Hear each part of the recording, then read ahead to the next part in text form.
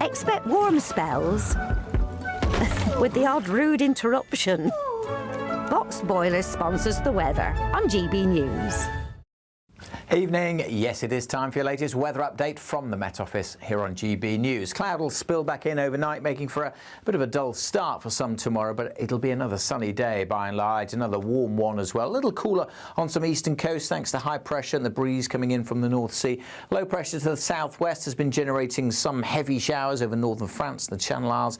We've actually seen one or two across the southwest of England also, but most have stayed dry and most will continue to stay dry overnight. There's that cloud spilling back in over eastern England and the Midlands, making for a drab start tomorrow morning. Quite a cool night, certainly across the north, and rural spots will be down to single figures, staying quite warm and humid in the southwest, but comparatively, compared to the rest of summer, a reasonably comfortable night.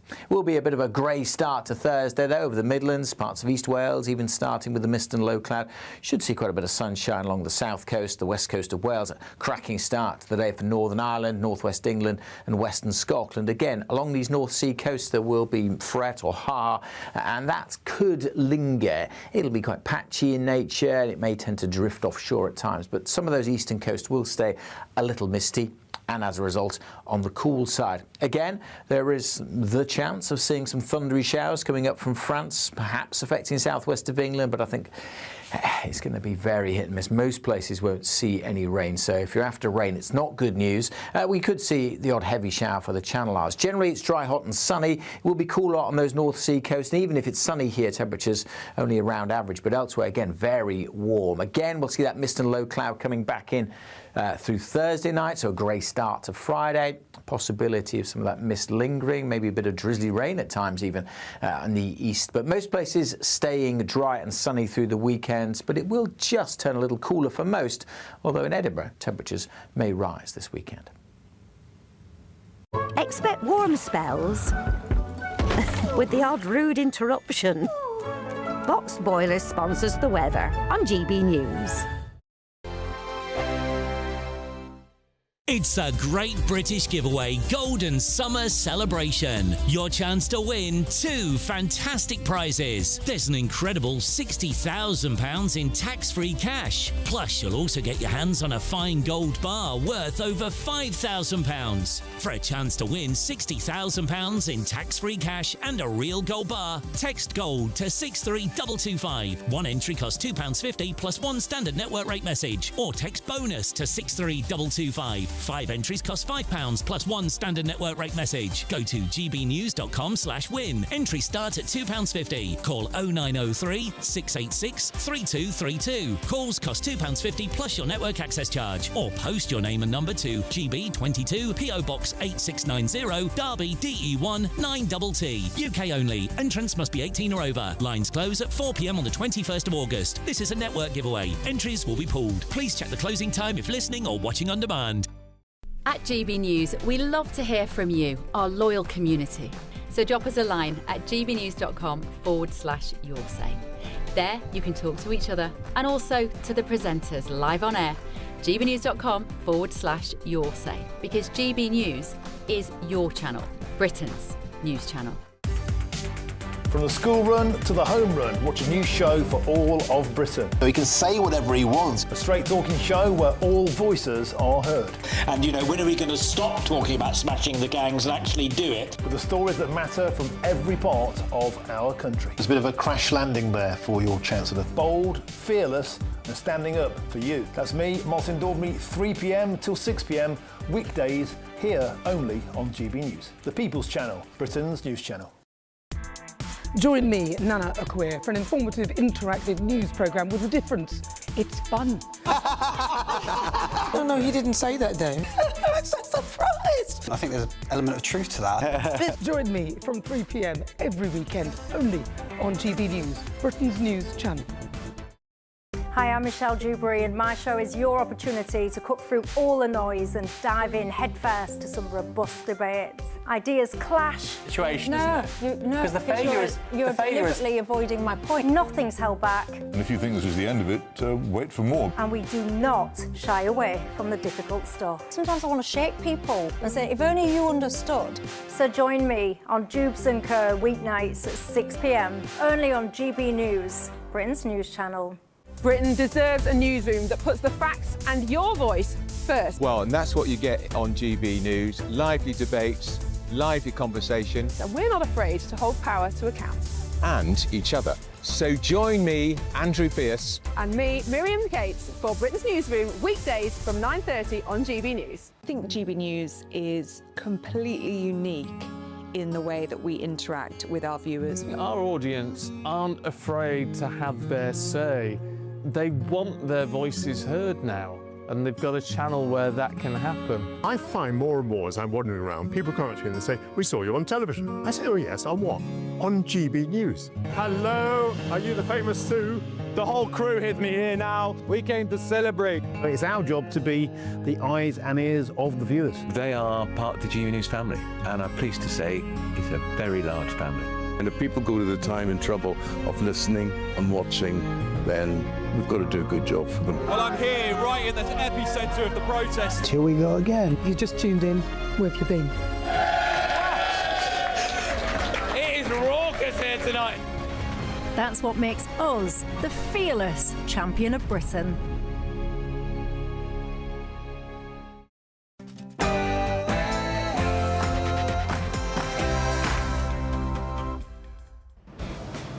Hello, good morning. Live from Atlanta, Georgia, where England have just lost their World Cup semi-final to Argentina. This is The Late Show Live.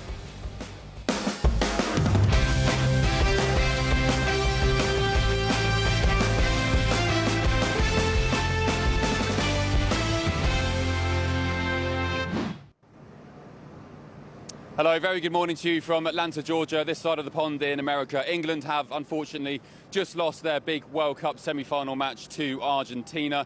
The score was 2-1. It means Argentina now progress to the finals against Spain in New York City on Sunday. Bev Turner will be joining us imminently in the studio in DC. Until then, we're joined by tonight's panel. We have Hilary Fordwich, Christo Foufas, Richard Goodstein and Louise Mensch. Now, spirits pretty low here in Atlanta, pretty gutting after this 5-6 week World Cup journey, which comes to an abrupt end. But boy, oh boy, let's get the thoughts of our panel tonight and what we've seen on the pitch from England. Hello to my panel. Hilary, ladies first, we'll start with you. Just your reaction, please, to what we saw tonight. Well, initially, obviously, when we scored initially, absolutely fabulous. And then, Ben, I'm not the coach. I'm not Thomas Tuchel. But I will say this. I don't know why we didn't just keep getting stuck in there. I felt like there were so many times there were shots right across goal. There was a Jude Bellingham kicked one right across in front of the goal. No one was there to put it in. There was a whole bunch of times, I'm sorry, but it looked like we were having a tea party. We suddenly went to this defensive game and everyone was holding back. Well, the rest of the players were either like midfield or just a little bit in. They weren't right stuck in there by the goal. That's what we had to do. Get the pressure on, get 2 up, get 3 up. I wish we had, but instead we relaxed and played more of a defensive game, which I thought was a great pity. And I wish I could have been down there to tell them what to do. Sorry, but that's what I was screaming when I was at the watch party. Yeah, no, it's gutting. It's when we're 1-0 up against Argentina with 10 minutes to go. Yeah, questions are going to be made of Thomas Tuchel, the German manager. Was it too defensive? Yes, probably. But yeah, I mean, we can't sit on our laurels just because we were one up. You have to get stuck in there. So yeah, Richard, as an American, this World Cup has been, I have to say, it's been fantastic. The stadiums have been great, ticket prices, some conversations about that. But as an American, are you proud at the competition that your nation has held up for us? There have been all these horror stories that had been forecast, Ben, about how things were going to go with immigration and so forth. None of that happened. The crowds have been fantastic. You had the 4 best teams making the semifinals. I will confess, when I got dressed to come down here, I was going to wear a red and white tie in solidarity. Hillary mentioned a couple weeks ago, because we've had games on Wednesdays when she and I are here, that she was going to wear all black had England lost. And I switched to my kind of funeral tie in solidarity with the feelings, I'm sure, of your viewers. So I was heartsick when those 2 goals got scored, and here we are. But again, it's been a fantastic World Cup.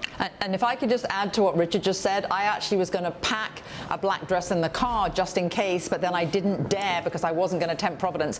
But just on a positive note, if I could just say one thing that was, I think, a very good outcome from this, the US police in every single city have reported that the England fans have behaved so well. There's been, basically no arrests, no major incidents. I think we should be very proud of our countrymen and those Brits abroad, the English abroad, who've followed our team. I have a number of friends that have gone to all the games, and I will say we should be proud at the behaviour of all of our fans. That's a positive outcome. And of course, I mean, one of the things during this World Cup, it has brought me to tears seeing 80,000 people singing Hey Jude to Jude Bellingham. I think it's been great for race relations, seeing them hugging. That's been a positive as well. So we have to take away, I think, a lot of the positives too. Yeah, Hilary, just from an English and I guess maybe British perspective for some, what can we take from sport and from this competition in the World Cup, and how can we apply it into other areas of our mission to get England and the United Kingdom back on its feet and get our mojo back? Well, I think what was fantastic on that note, Ben, was when President Trump actually acknowledged Harry Kane. They've golfed before, and when he was actually applauding him and celebrating him, I thought that was wonderful. I'm not going to put words into President Trump's mouth, but I bet he wishes that England was there in the final. But I think it's been good in terms of bringing us back together. There have been so many of my friends, not only those that are English friends in America who live here now, but with English roots who've been rooting for England. And I can't tell you the amount of texts I've had from people who've, watched all the games, and I think it's still reminded people of how close we are. We're basically still distant cousins, everybody that has that kind of heritage. So I think that's been really good, and I think it's been great for the game, Ben, because Americans in general aren't really into, obviously what they refer to as soccer.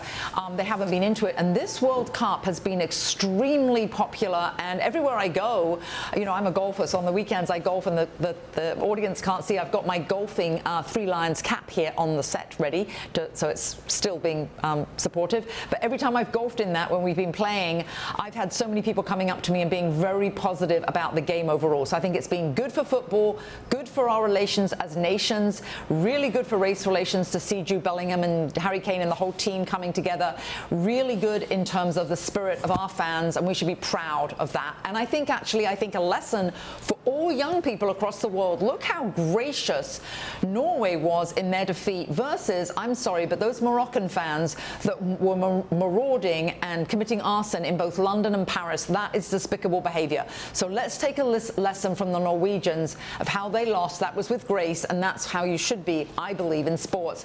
Be sportsmanly in the face of defeat. Yeah, well said. England have been impeccably behaved this tournament. I've been with them in every city.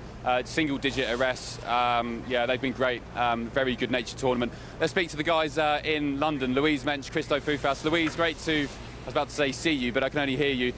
Just your reaction to what we saw tonight, and yeah, are you proud of the squad? I know there's been some criticism about the way we shut up shop the last 10 minutes or so and went ultra-defensive, but people saying, Ben, we got it wrong, why are you praising the team? But I mean, what's the point of slamming the team? We're out regardless. I mean, they didn't lose deliberately, but yeah, Louise, your thoughts?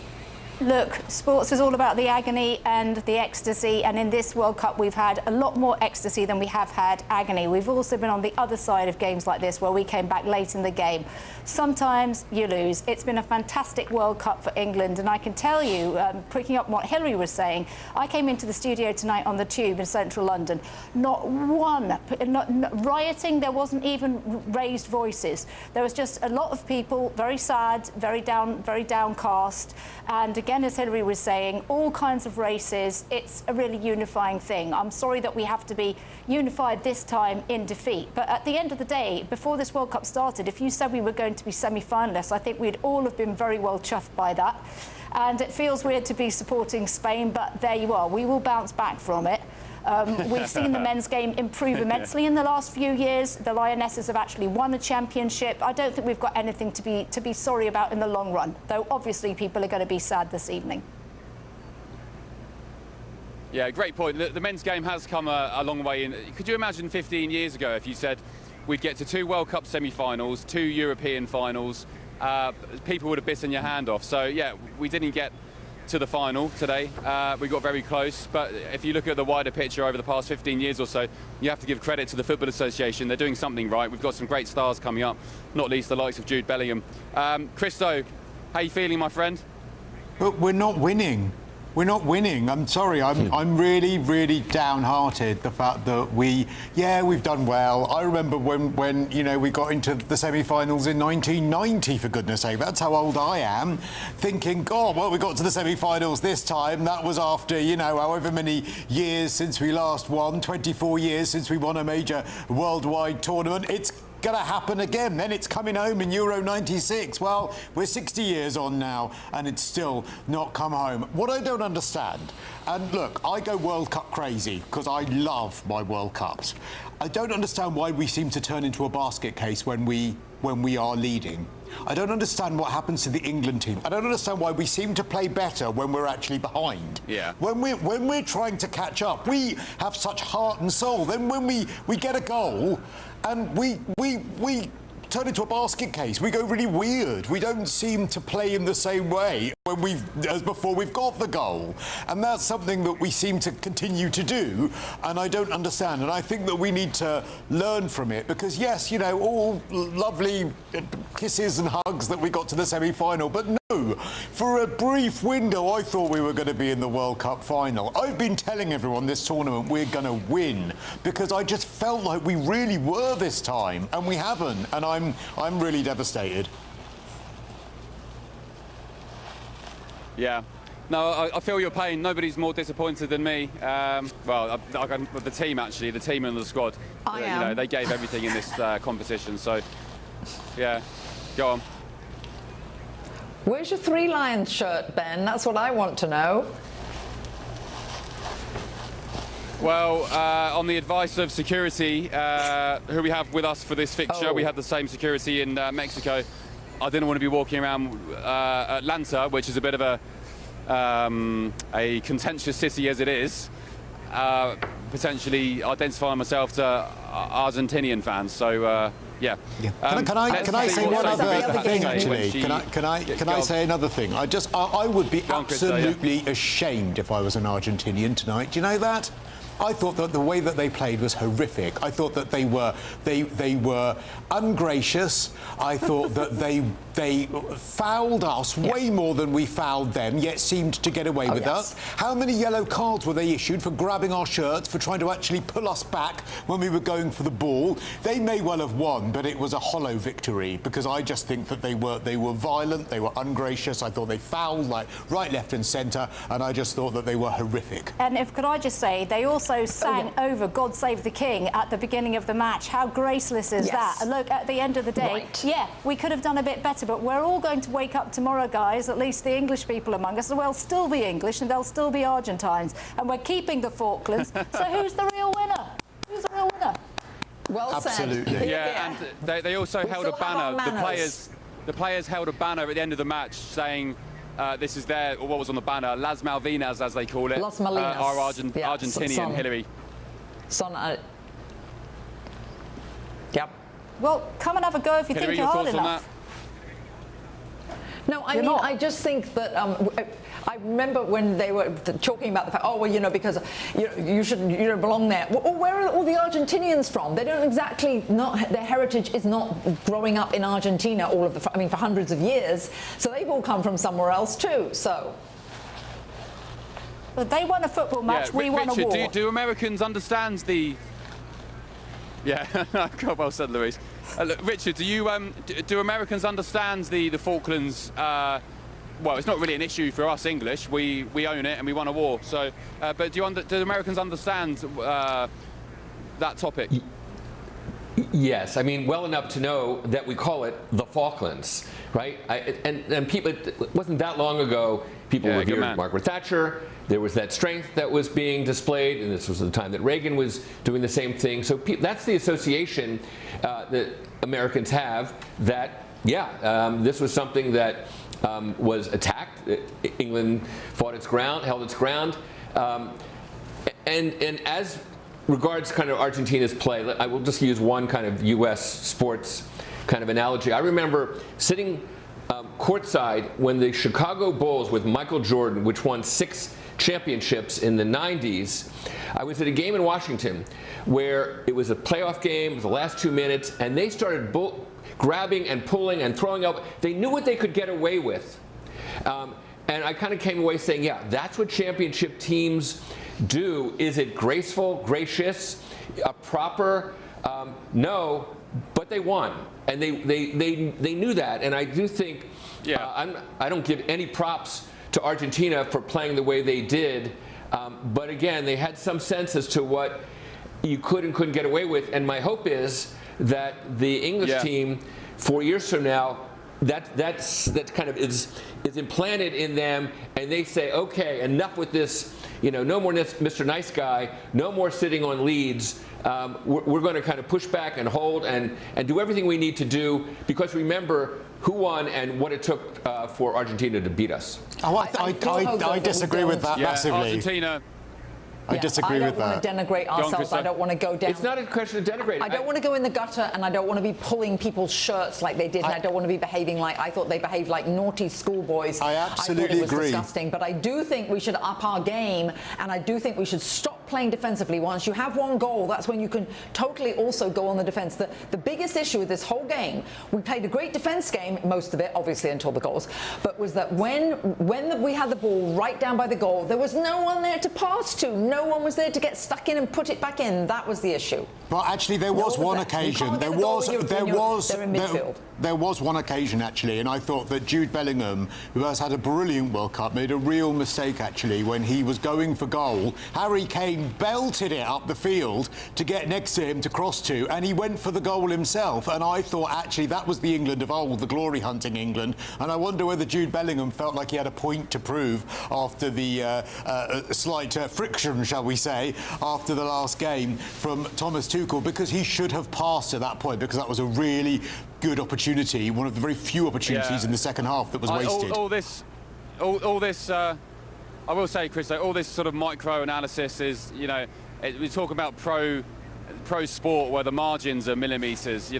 People slamming Thomas Tuchel for going too defensive. An hour before kick-off, everybody was praising the guy, saying he's the best English manager in decades. So,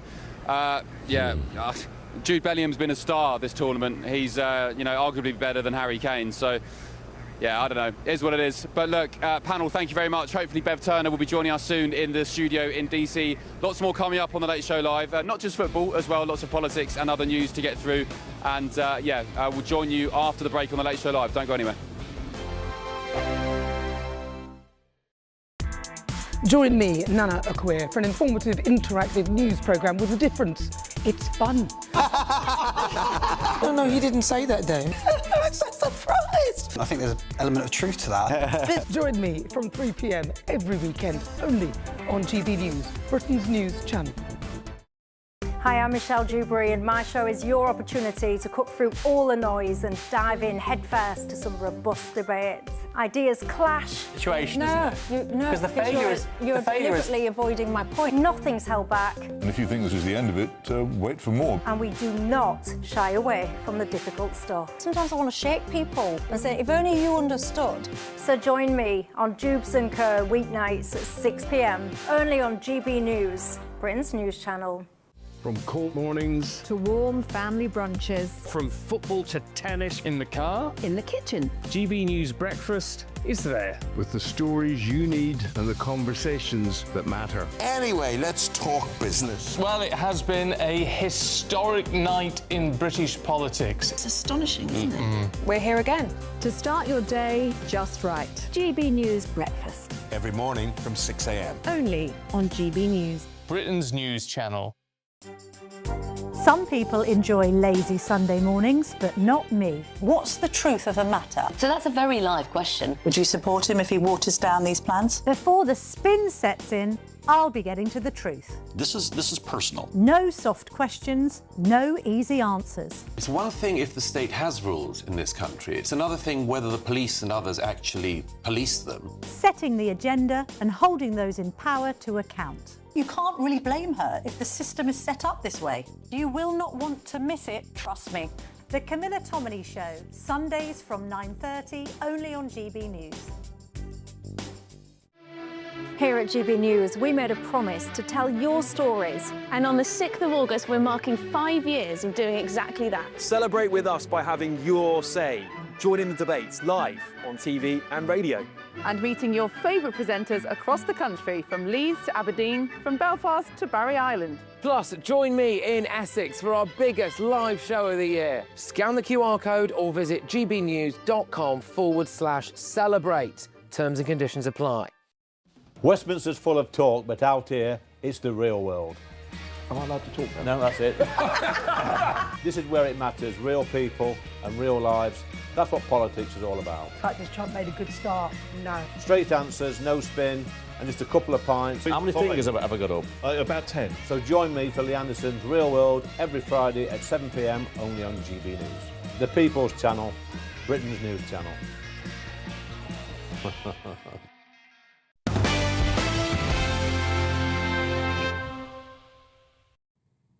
Welcome back to The Late Show Live. You're back with me, Christo, here in London. We're all commiserating somewhat because, of course, it's heartbreak for us. England have crashed out of the World Cup. It was magic from Anthony Gordon, who put England 1-0 up at the 54th minute. Oh, it was beautiful. But then, in the 84th minute, Argentina equalised, having taken shot after shot at the goal at Jordan Pickford. And then things got even worse in the 91st minute because Argentina took the lead. Now, the Prime Minister has also spoken out tonight, saying gutted. Tonight wasn't the result we all hoped for, but this England team has given it their all. The passion and energy they've shown representing the badge has made us all proud. Prince William has also posted the following: gutted. England, you gave it everything. We are all so proud of you. Thank you to everyone on and off the pitch for an incredible tournament. The fight and belief you have shown has inspired us all. The most complete England team in a tournament. Hold your heads high, W. And finally, the King has spoken out. He says commiserations to Harry and the team. While you, 3 Lions, may be licking your wounds today, you remain the pride of a nation and will rise again. So lots for us to think about when it comes to that just horrific result. It was horrific. Is it wrong to say it was horrific? I tell you why, because just for how long was it? 30, 40 minutes, maybe that long? I really thought we were in the World Cup final. And actually, I don't think there's any feeling that could beat that. All right, well, to analyse this a little more, joining me from Atlanta is senior reporter for the Daily Mail, Nick Pisa. Nick, thanks for taking the time to talk to us here on GB News. I mean, what was the atmosphere in the stadium from those England fans the moment that full-time whistle went? Well, they were just gutted, heartbroken. I was surrounded by a few, and they were just disappointed. They thought, this might be the end of 60 years of hurt, and sadly, it wasn't to be. I must admit, they were very magnanimous in their defeat. They shook hands with the Argentinian supporters who were surrounding them, because there was actually quite a reasonably large packet of Argentinian supporters in the England end. And I must admit, sadly, I did see some fists and some choice words go flying at the end of the final whistle. But on the whole, it was pretty gracious at the end. And say they shook hands with each other, and some were taking photos with each other. But yeah, sadly, it just wasn't to be. And as Ben said there, you can analyse everything over and over again. But I think at the end of the day, the players did well. They put in a shift today. That's certainly what the fans thought. But some have been critical of Tuchel's tactics towards the end there, because I don't know if Ben has mentioned it earlier or if you've mentioned it in previous reports. It's from the time that England scored until virtually the final whistle, they barely touched the ball. As you said in your introduction, I think, it was all constant Argentine pressure. They hit the post twice, and England just sat back really and let them come at them, and then that was the sucker punch at the end. Those 2 late goals. I mean, is that the way, though, to play when you're 1-0 up, just generally in football? Because I do understand the concept of a defensive game, but don't you need to be a little bit further up than 1-0 in order to play so defensively? Yeah, you're probably right, but I think he was probably looking at the clock as well, wasn't he? What did he do? It was, 82, 83 minutes? People next to me were beginning to think, yes, this is it. We are going to get there. We believe people booking tickets to New York, and they're hurriedly cancelling them after the final whistle went. I think people can look long and hard at the tactics, but at the end of the day, I think we should praise the England team. They've come a long way. Certainly, some of the fans who I was talking to said that the England team certainly grew through that. I mean, they put us through a lot of emotions, and I suppose we go again 2 years' time for the Euros, which I think, if memory serves right, is actually being held in the UK back in Britain, and then onwards to the World Cup finals in 4 years' time. Whether Harry Kane will be there is another question, because obviously he's getting on a bit. I mean, I doubt Messi will be there. He's 39, isn't he? So this is probably his last chance. But they all played well. We can't take that away from them. Bellingham played well. Anthony Gordon played well. Pickford made a couple of great saves as well. Jed Spence at the back as well. They all put in a shift, really. So we can't take that away from them. Spence was phenomenal. I mean, I think there's an argument to say him, and also Pickford with the saves that he got in. I mean, they were the men of the match, surely. Yeah, absolutely. Yeah. Well, Jed Spence, I think I've seen the player rating, is actually top, the best performing player, and so Kane is sort of mediocre halfway down the table, and Bellingham just above him. But I mean, look at that fantastic save there from Pickford, that flying through the air there, amazing, isn't it? But it's just gone. Sorry. Well, I was just going to say, thank you for your analysis. It's been really great to catch up. From Atlanta, live reporter for the Daily Mail, Nick Pisa. OK, let's now cross live here on GB News to former England footballer Clive Allen. Clive, thanks for taking...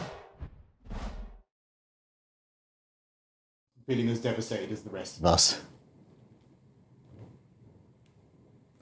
OK, we're going to try and join Clive again in just a second. Let's bring in Louise, who's still with me here in London. Louise Mensch. I mean, it's just really disheartening, because we did have that little window, didn't we, where we thought we were going to be in the World Cup final. I'm one of these people that is always pessimistic about sport. I never believe we're going to be in the World Cup final, or even win the match until the final whistle goes and we've actually won. It is somehow more heartbreaking to lose a game at the very end of the match. I think that's clear for everybody. You think you're safe, oh no, there's an equaliser, and then right at the end of the match, just before the final whistle, we literally lose the game. But we are as good as we can be in defeat in terms of taking it well. You've seen that in London, absolutely no riots, no problems whatsoever. As you just heard, England fans shaking hands with the Argentines. We're sort of used to it. We're sort of used to it, aren't we? I mean, let's now cross live to DC as well. We've got Hilary Fordwich, Democratic strategist, and Richard Goodstein as well. I mean, we are used to... I mean, they say 60 years of hurt. I mean, we're used to this, aren't we? I mean, I suppose we're so dignified in defeat because we've had a lot of practice in being defeated, haven't we? Sadly. Well, my thought immediately was, oh no, we have to wait another 4 years. That was my immediate reaction. And you're right, 60 years of hurt, as the song for our American viewers probably aren't as familiar with it, but it's always sung in It's Coming Home, and it's 60 years of hurt, yes, since 1966 was the last time, of course, we won the World Cup. And Argentina, of course, has won 3 times. They are the defending champions. So, I mean, at least if we were going to lose, we did lose to the defending champion. I just think it's a pity that we lost in what I would consider somewhat of foul play. I didn't like to see them pulling shirts, and it's shocking to me. Obviously, I'm not a rules official, but they kept getting just the yellow card. I think there should have been a bunch of times where they had the red card and just send them off, when they actually literally were ripping shirts and pulling our players down, and especially Jude Bellingham when he was right on a run there. So I didn't like that lack of sportsmanly, those lack of sportsmanly manners. I found that pretty disgusting. But other Richard, than that, yes, we just got to look forward to 4 years. But Richard, you were saying earlier, and I don't know if you want to refresh our memory, but you were saying that perhaps going forward, for the Euros in a couple of years' time, England needs to start employing some of those tactics, maybe start playing a little bit more dirty, because, you know, we are very, very dignified, but we are dignified in defeat. Do we need to start doing that, Richard, a bit more? So it's true in sports, it's true in politics. You often, when you lose, look at the team that's won and you say, gosh, I wish I had emulated their tactics. Somehow they did something that if I had done that would have changed the result. Do you sleep well at night if in fact you played dirtier? Or do you sleep better because you've won? And in fact, if you are pulling shirts and tripping people, so are you more likely, in fact, to change the result? And if you do, let's not kid ourselves. If the English team 4 years from now takes a page out of Argentina's book and wins, is anybody going to look back and who in this viewing audience, who in Great Britain, let alone England, is going to say, "Yeah, I'm not sure it was worth it"? No, everybody would say, "Thank goodness we finally woke up to what it is that winning teams do." But Richard, Hillary, I'm going to ask you to hang fire a second, because we're going to actually cross live now and put that point actually to former England footballer, Clive Allen. Clive, I know you're devastated about the result. We all are, but we were just having a conversation, and thank you for joining us here on GB News, about whether the Argentinians, it's fair to say they played a little bit more of a dirty game, more fouls, they were, pulling on shirts. Do we need to start doing a bit more of that if we want to be a bit more successful in a couple of years' time? Or should we remain the dignified England side that perhaps doesn't get as many wins? I think we'll always say there's different ways to win football matches, and the Argentinians have had experience, they've had success as well in the manner that they go about winning games. It's not something that I think England teams through history have played in that way. Now, whether that's dictated the outcome of this particular game, I'm not so sure. I think when it's analysed, and it will be analysed, it'll be scrutinised, everything that happened in the game, went in front after 55 minutes. I think just in the way that the game slipped away from us in the latter stages was something that will disappoint everybody. And I think when even he employed tactics to get us through against Mexico, against Norway. But unfortunately, when you're playing against probably one of the greatest footballers that walks on this earth, he came to the fore, and I have to say was the difference between the two teams on the night.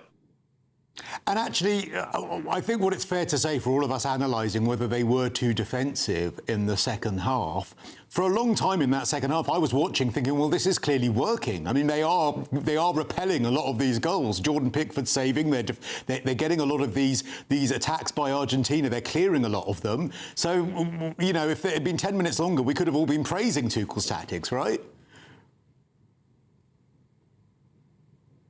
I think we've managed to. I think we might have lost Clive Allen there, but I'm going to presume he agreed. Okay, lots to come still here on The Late Show Live. The Trump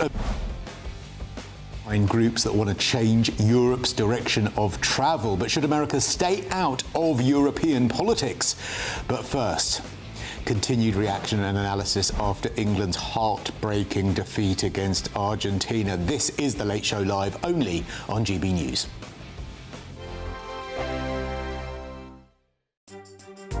Some people enjoy lazy Sunday mornings, but not me. What's the truth of the matter? So that's a very live question. Would you support him if he waters down these plans? Before the spin sets in, I'll be getting to the truth. This is personal. No soft questions, no easy answers. It's one thing if the state has rules in this country. It's another thing whether the police and others actually police them. Setting the agenda and holding those in power to account. You can't really blame her if the system is set up this way. You will not want to miss it, trust me. The Camilla Tominey Show, Sundays from 9:30, only on GB News. Breaking news, live updates, stories that matter. From the heart of the GB newsroom to every corner of Britain. With our team of dedicated journalists across the UK. GB News bulletins are there to deliver the latest news that matters to you. Bulletins on GB News, the People's Channel, Britain's news channel. Hi, I'm Michelle Dewberry, and my show is your opportunity to cut through all the noise and dive in headfirst to some robust debates. Ideas clash. Situation, No, isn't it? Because the failure is you're deliberately avoiding my point. Nothing's held back, And if you think this is the end of it, wait for more. and we do not shy away from the difficult stuff. Sometimes I want to shake people and say, if only you understood. So join me on Jubes & Co. weeknights at 6 p.m. only on GB News, Britain's news channel. Westminster's full of talk, but out here, it's the real world. Am I allowed to talk now? No, that's it. This is where it matters, real people and real lives. That's what politics is all about. Practice Trump made a good start. No. Straight answers, no spin, and just a couple of pints. How many fingers have I got up? About 10. So join me for Lee Anderson's Real World every Friday at 7 p.m. only on GB News. The People's Channel, Britain's news channel.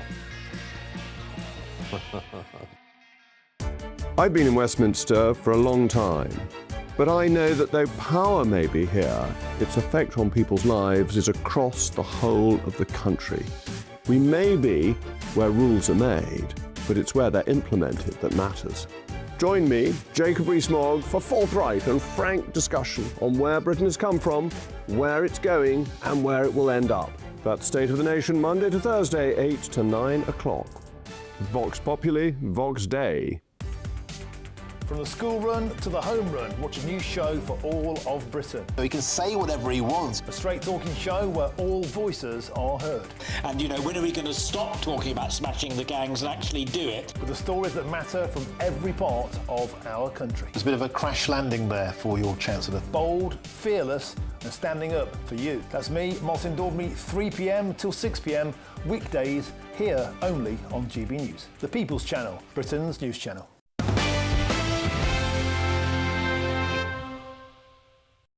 Thanks for your company. You're very welcome tonight here on GB News. And of course, if you're just joining us here on The Late Show Live, heartbreak for us all. England have crashed out of the World Cup. We had some magic from Anthony Gordon. He put England 1-0 up at the 54th minute. But then in the 84th minute, Argentina equalised, having taken shot after shot at the goal of Jordan Pickford. And then things just got even worse because in the 91st minute, Argentina took the lead. OK, let's go to Atlanta and to GB News chief US correspondent and a man who is probably more heartbroken than all of us, Ben Leo. Ben, how are you doing?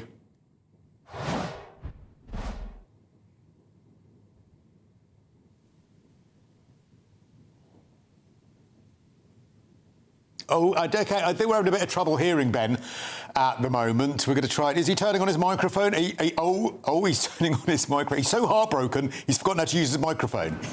There we go, live TV. I wanted to mute myself, otherwise I'd say something that would get me in trouble. Sorry, yeah, I was just saying I was fending off some of the bugs flying around in Atlanta. Yeah, feeling okay. That's sport, isn't it? You win, you lose. It is only a game at the end of the day, but I love sport so much that you can take a lot of lessons from sport and apply it to real life. You can instill some of the hardships and the education into everyday life. So that's why I like sport. But look, disappointing result. I thought the team performed brilliantly this tournament.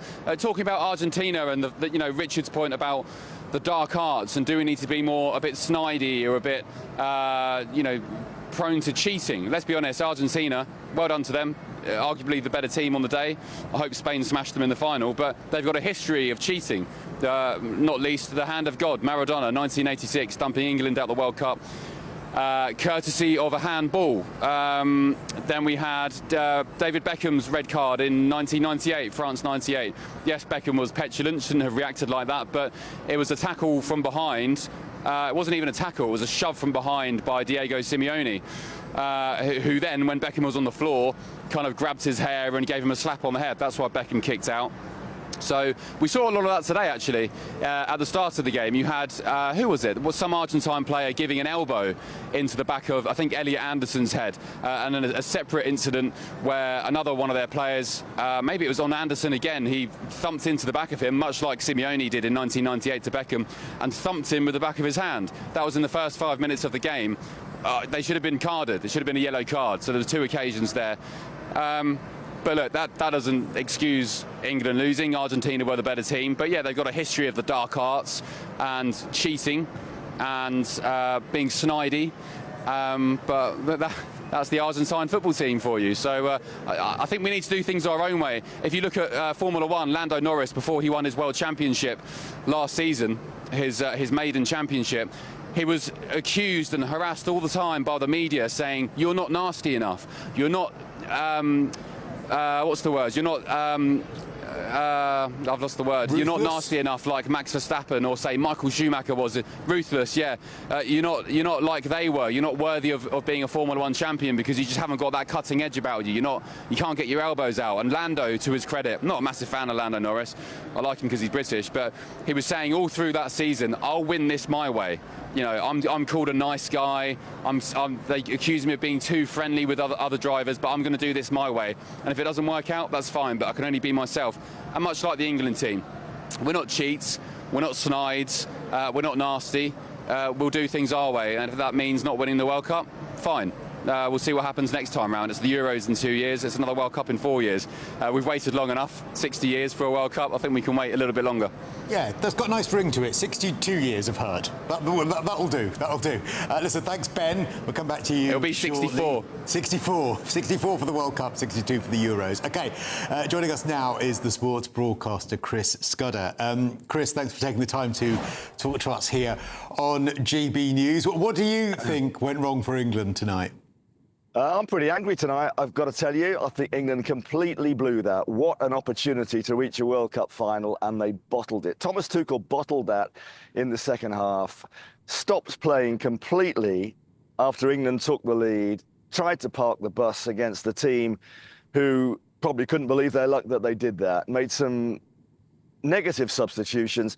Thomas Tuchel's talked about being brave this whole tournament. Gareth Southgate wasn't brave enough. And he gets his opportunity and then completely fluffs his lines.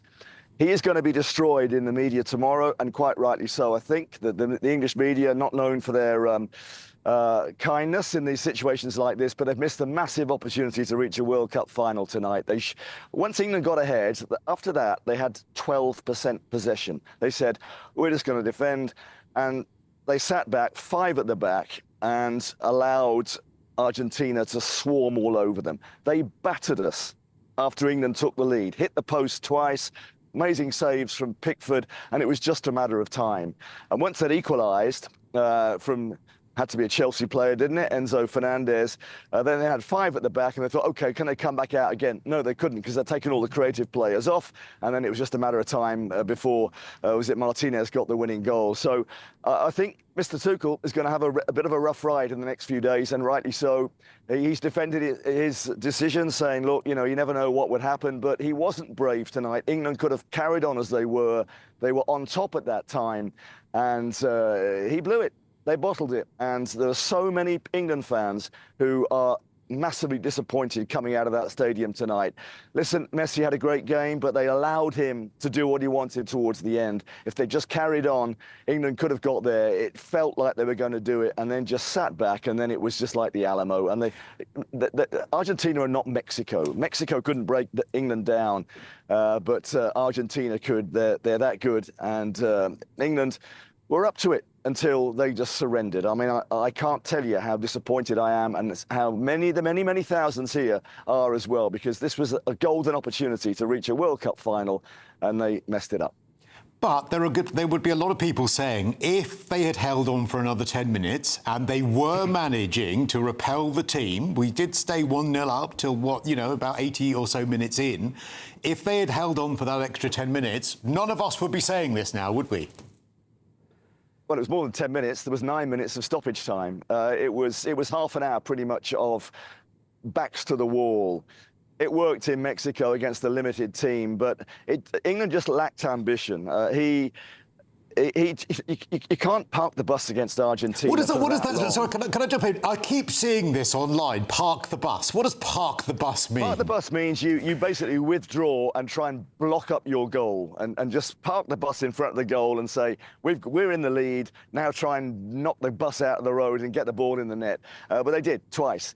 And I promise you, the next few days will be a pretty tough time for Thomas Tuchel and for the FA, because they were not brave. Everything that we said, when Gareth Southgate lost his job, it was, come on, we can do better than this. We're not brave enough.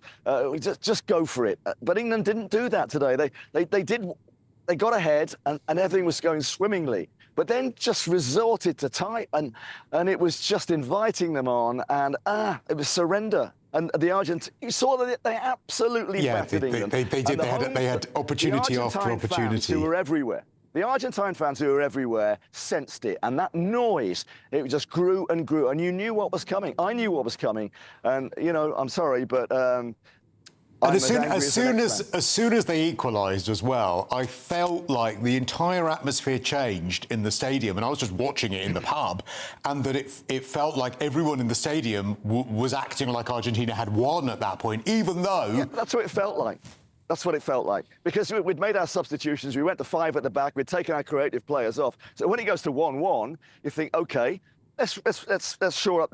Let's have another go. But it didn't feel like there was anything left. Okay, they were knackered, as well. It was, it was cool inside, but they've had a tough tournament. But Messi's 39. He was waltzing about like no tomorrow. You could see it, the energy that came into him, and that winning goal. I thought Jed Spence had a great game. There was an amazing tackle he made in the second half. But then the winning goal, the ball went out out wide, and Messi there was nobody near him for 10 yards, and he thought, OK, nicely, who's in the middle? Crossed it, and Martinez headed it in. But the crowd were up by then. You could just sense it everywhere. You could feel it. The Argentine fans keep doing this. And one of the goals as well, which was quite frustrating, and I can't remember which one it was from a corner, and it was a set piece they'd done before from their corner, where they hadn't tried to cross it, but they'd actually gone wide with it from the corner, and they had done it so many times that it was frustrating to watch them do it and be successful, do the same thing again, and no one covering the goal. Yeah, I mean, listen, we sat back and we paid the penalty, and you're going to just go online, you'll see it's just awash. Why do you think? Because I had such high hopes for Thomas Tuchel after the last game, because when he came on TV and said, actually, I don't think we played well enough and we made it difficult for ourselves, I thought, actually, at last, we've got a manager that is telling it like it is and isn't just going to give the media narrative. Yeah. And so what do you think happened that changed between him saying that at the last game and this game? Maybe he just got greedy. I don't know. I mean, he saw England going ahead against Argentina. He looked at the clock and thought, about half an hour to go, we can do what we did against Mexico when they had one man less. But, Argentina are much more cute than that. And they've got Messi, and they gave him too much room. And, the first goal, Enzo Fernandez has not had a great season for Chelsea. He had loads of space, had a look, thought, I'll have a shot from here. Banged it straight in the corner. And at that moment, I knew it was lost. I really did. I mean, their crowd... they are a crazy nation like the Mexicans, and the team become greater than the sum of their parts. Not inconsiderable parts either, but they have this kind of belief, and you could just feel it. And Enzo did that to the crowd. I could see it on the camera, and I thought, oh, here we go. And then and so it continued really, and it was just a question of time. If it gone to extra time, we'd have lost, I think, in that as well. So yeah. I mean, Thomas Tuchel, he never backs down. He'll always, stick by his convictions. But he lost us that game, I'm afraid, and he's going to know about it in the next few days, because there is no hiding place when you mess up a World Cup semi-final, an opportunity to get to play Spain, and he just retreated and shouldn't have done really. We feel your pain, Chris. Just one last thing. Essentially, This is, it's par for England to get to the semi-finals. The top 4 teams got to the semi-finals. Before the start of the tournament, we would have said, OK, we expect to get that. But Tuchel promised we'd go a step further. When he had his big chance, he blew his lines, and it's a real shame. And the FA, who gave him a contract until the end of the World Cup, months and months ago, he said, no, stay on, Thomas, because we want you to stay on. Well, I think he's going to get a lot of criticism, and a lot of people are already calling for his head. That's why people are disappointed. You know, we are reactionary, but honestly, we blew that tonight. We did. All right, well, we feel your pain, Chris Scudder. A furious Chris Scudder, I think it's fair to say, sports broadcaster. Thanks for taking the time here on GB News. All right, still ahead on The Late Show Live. Andy Byrne. How are you going to deal with Donald Trump? Maybe in a similar way to the way I've just described. I'll just meet him where he's at.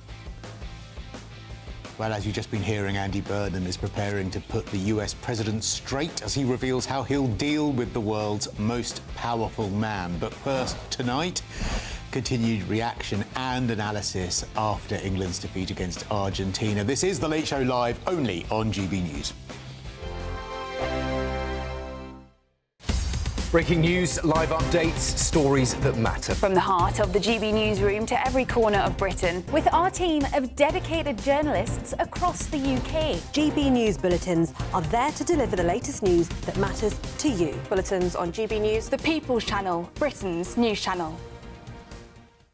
From cold mornings to warm family brunches. From football to tennis in the car. In the kitchen. GB News Breakfast is there with the stories you need and the conversations that matter. Anyway, let's talk business. Well, it has been a historic night in British politics. It's astonishing, isn't it? We're here again. To start your day just right. GB News Breakfast. Every morning from 6 a.m. Only on GB News. Britain's news channel. Westminster's full of talk, but out here, it's the real world. Am I allowed to talk now? No, that's it. This is where it matters, real people and real lives. That's what politics is all about. The fact is Trump made a good start, no. Straight answers, no spin, and just a couple of pints. How many fingers have I got up? About 10. So join me for Lee Anderson's Real World every Friday at 7 p.m. only on GB News. The People's Channel, Britain's news channel. At GB News, we love to hear from you, our loyal community. So drop us a line at gbnews.com/yoursay. There you can talk to each other and also to the presenters live on air. gbnews.com/yoursay, because GB News is your channel, Britain's news channel. Join me, Nana Akwe, for an informative, interactive news programme with a difference. It's fun. No, he didn't say that, though. I'm so surprised. I think there's an element of truth to that. Join me from 3 p.m. every weekend, only on GB News, Britain's news channel. You want to know what's really going on in the corridors of power? Labour don't know what to do with you half the time, and that makes you quite lethal in the chamber. Get behind the headlines with Chopper's political podcast. Join me, Christopher Hope, as I sit down with the great and the good of British politics. We'll see where this ruling takes us. These are the stories shaping our nation. Chopper's political podcast, available now on all platforms. Listen in and stay ahead. Hi, I'm Michelle Dewberry, and my show is your opportunity to cut through all the noise and dive in headfirst to some robust debates. Ideas clash. Situation, No, Because the failure is... You're deliberately avoiding my point. Nothing's held back. And if you think this is the end of it, wait for more. And we do not shy away from the difficult stuff. Sometimes I want to shake people and say, if only you understood. So join me on Dubes & Co. weeknights at 6 p.m. only on GB News, Britain's news channel.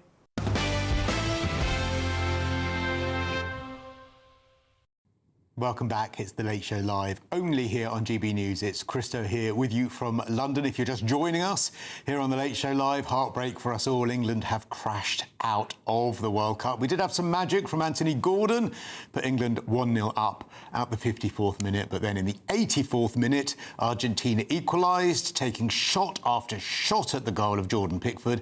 And then things just got even worse in the 91st minute. Argentina took the lead. Now, we've had some reaction. Prime Minister has spoken out, saying, gutted.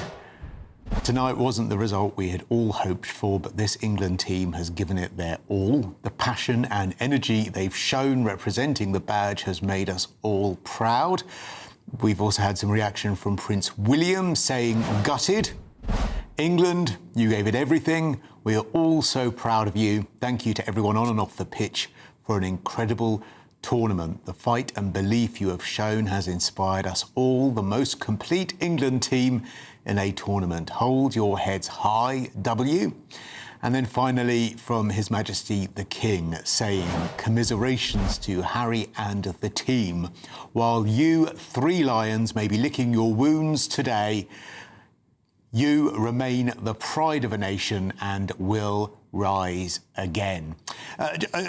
And just before I bring in the panel, I want to do a bit of your say, because what have we got here? A few of you, I do like you, says AM, same but different, Christo, but you quite clearly don't know a thing about football. Your commentary is comical. How dare you? I am very, very up on the World Cup. Thank you very much indeed. I've been watching religiously. Thank you very much. So, although I didn't know what Park the Bus was, so you're quite right on that one. Another one here, Bumfuzzle saying, if you feel the pain now, Christo, just wait till we play France, because we've got that one as well coming up. OK. We'll bring in the panel now. We've got Hilary Fordwich, Democratic strategist, Richard Goodstein, and also that's Richard Goodstein is the Democratic strategist, former Conservative MP Louise Mensch as well. OK, so Thomas Tuchel, who wants to go for this one first? Louise, I'll start with you.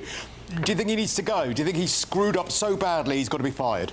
I don't know that he needs to go. Look, he had a bad match, but as they would say in America, Monday morning quarterbacking here. I don't know if he really needs to go, to be honest, and I don't totally agree that it's 60 years of it. I remember the Lionesses winning, and to me that was a huge relief that we'd actually won a tournament. So I don't say that we've completely lost it, but yeah, it was not his finest hour, let's be honest. And maybe we were lucky in our opponents. I mean, you know, Norway, we weren't expecting to play them. You could make the argument that we've only just now begun to play a really good team. And Colombia were quite good. OK, let's go to you, Richard, first, because you sound like the more ruthless one. You want us to sort of, foul the other teams and do all of that sort of stuff. Would you be firing Thomas Tuchel first thing tomorrow morning? So I have to ask the question, and this is somewhat of a rhetorical question. Who on our panel now would have said 2 months ago that it was foreseeable that England would have gotten to the semi-finals? If you'd say, I would have. God, that would be a stretch, you would have. Yeah, we got to the final of the Euros. I understand, but the fact of the matter is, if what you would say now is that this was foreseeable, indeed they should have won the whole thing, the coaching was miserable when it counted. But if you would say, with this team, given the competition, this was about as far as you could have forecast that they would have gone, I don't think a coach loses his job for that. All right, Hilary, what say you? Do you think he needs to lose his job, or do you think semi-final is good enough? Even though it looks like a lot of the strategists that we've spoken to, football strategists this morning, commentators saying, look, he bottled it in the last half hour. Well, what I would say, first of all, I thought if we won overall, I was going to say that Thomas Tuchel single-handedly made a little bit of amends for the Second World War. But anyway, now with regard to whether he should go, yes, if this was business, when you fail, a deal completely fails. When you completely fail, you're out. That's what you do. You're out. All right. And it was strategy. It was the coaching, because after we had that goal, when all of those... All right, I'm going to jump in, because we will discuss this some more in the next hour, and we've also got a dramatic development in this. But on immigration, you better get your act together, or you're not going to have Europe anymore. You got to get your act together.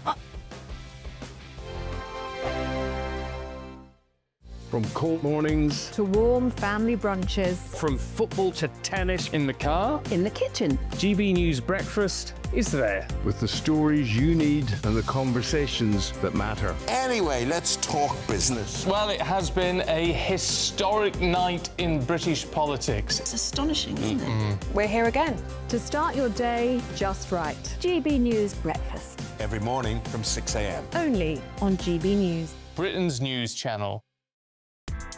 Join me, Nana Akweer, for an informative, interactive news programme with a difference. It's fun. No, he didn't say that, Dave.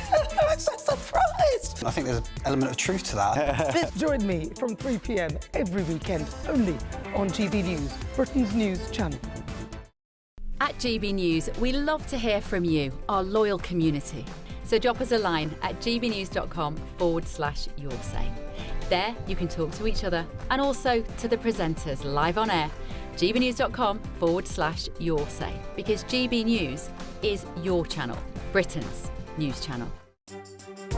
Some people enjoy lazy Sunday mornings, but not me. What's the truth of the matter? So that's a very live question. Would you support him if he waters down these plans? Before the spin sets in, I'll be getting to the truth. This is personal. No soft questions, no easy answers. It's one thing if the state has rules in this country. It's another thing whether the police and others actually police them. Setting the agenda and holding those in power to account. You can't really blame her if the system is set up this way. You will not want to miss it, trust me. The Camilla Tominey Show, Sundays from 9:30, only on GB News. From the school run to the home run, watch a new show for all of Britain. He can say whatever he wants. A straight talking show where all voices are heard. And, you know, when are we going to stop talking about smashing the gangs and actually do it? With the stories that matter from every part of our country. There's a bit of a crash landing there for your Chancellor. Bold, fearless and standing up for you. That's me, Martin Daubney, 3 p.m. till 6 p.m, weekdays, here only on GB News. The People's Channel, Britain's news channel. Westminster's full of talk, but out here, it's the real world. Am I allowed to talk now? No, that's it. This is where it matters, real people and real lives. That's what politics is all about. The fact that Trump made a good start, no. Straight answers, no spin, and just a couple of pints. How many fingers have I got up? About 10. So join me for Lee Anderson's Real World every Friday at 7 p.m, only on GB News. The People's Channel, Britain's news channel.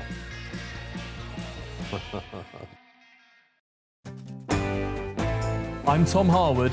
This is GB News, Britain's news channel. More and more people are now tuning in to GB News. They shape our programmes, we try and incorporate them in our shows as much as we can. Our audience are really interactive. Our listeners, our viewers, they're growing. And that's because they tell their friends and family about what we're doing here at GB News. It feels like the depth of that connection has strengthened as well. Thank you so much for speaking to us on GB News. Come and say hello to everybody that's here from GB News. It's been an exceptional event. We've come a long way here now. What's so unique about GB News viewers is that they really, really love our country. And they talk about us so proudly. We're on a journey together. We are here for all of Britain. We believe in this country, we believe in its people, and we believe in all of the communities who live here. That's what makes us the fearless champion of Britain.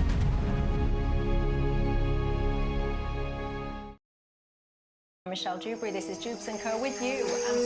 Hello everyone, Patrick Christys here. GB News, Britain's news channel. Access the stories that matter to you. Take the GB News family with you on any device. And as long as you have an internet connection, tune in to GB News anywhere on the planet or beyond.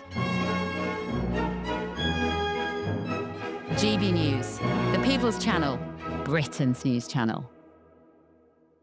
From cold mornings to warm family brunches. From football to tennis. In the car. In the kitchen. GB News Breakfast is there. With the stories you need and the conversations that matter. Anyway, let's talk business. Well, it has been a historic night in British politics. It's astonishing, isn't it? We're here again. To start your day just right. GB News Breakfast. Every morning from 6 a.m. Only on GB News. Britain's news channel. Britain deserves a newsroom that puts the facts and your voice first. Well, and that's what you get on GB News. Lively debates, lively conversation. And we're not afraid to hold power to account. And each other. So join me, Andrew Pierce. And me, Miriam Gates, for Britain's Newsroom, weekdays from 9:30 on GB News. Britain is not just a geographical expression. We are a people bound together by history and culture that are distinctively British. Join me to celebrate our music, theatre, artworks and literature, which we can explore and enjoy together. Everybody's welcome. Sunday with Michael Portillo. Every Sunday at 11 a.m. on GB News, the People's Channel, Britain's news channel.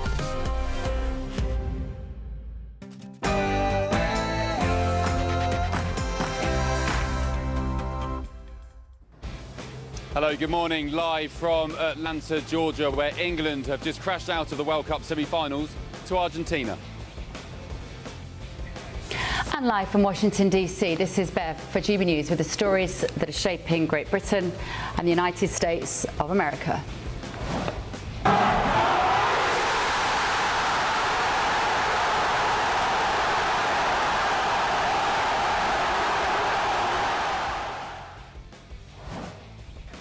It was magic from Anthony Gordon, who put England 1-0 up at the 54th minute, but then in the 84th minute, Argentina equalised, having taken shot after shot at the goal of Jordan Pickford. And then things just got even worse. In the 91st minute, Argentina took the lead. Heartbreak in Atlanta. Our World Cup journey comes to an end after 6 weeks of adventure, fun, frolics and jubilation. The big question now is, where does England go from here? Elsewhere tonight, MAGA millions. The Trump administration is putting millions behind groups that want to change Europe's direction. But should America stay out of European politics? On immigration, you better get your act together, or you're not going to have Europe anymore. You got to get your act together. Hate crosses the Atlantic after political assassinations and attempted killings in America. Reform UK warns that Britain is heading the same way. A relentless narrative from politicians and the media. A narrative so relentless, it constitutes incitement. Burnham bites back. Andy Burnham is preparing to put the US president straight as he reveals how he'll deal with the world's most powerful man. His answer is incredibly insightful. How are you going to deal with Donald Trump? Maybe in a similar way to the way I've just described. I'll just meet him where he's at. I'm Bev Turner, and this is The Late Show Live.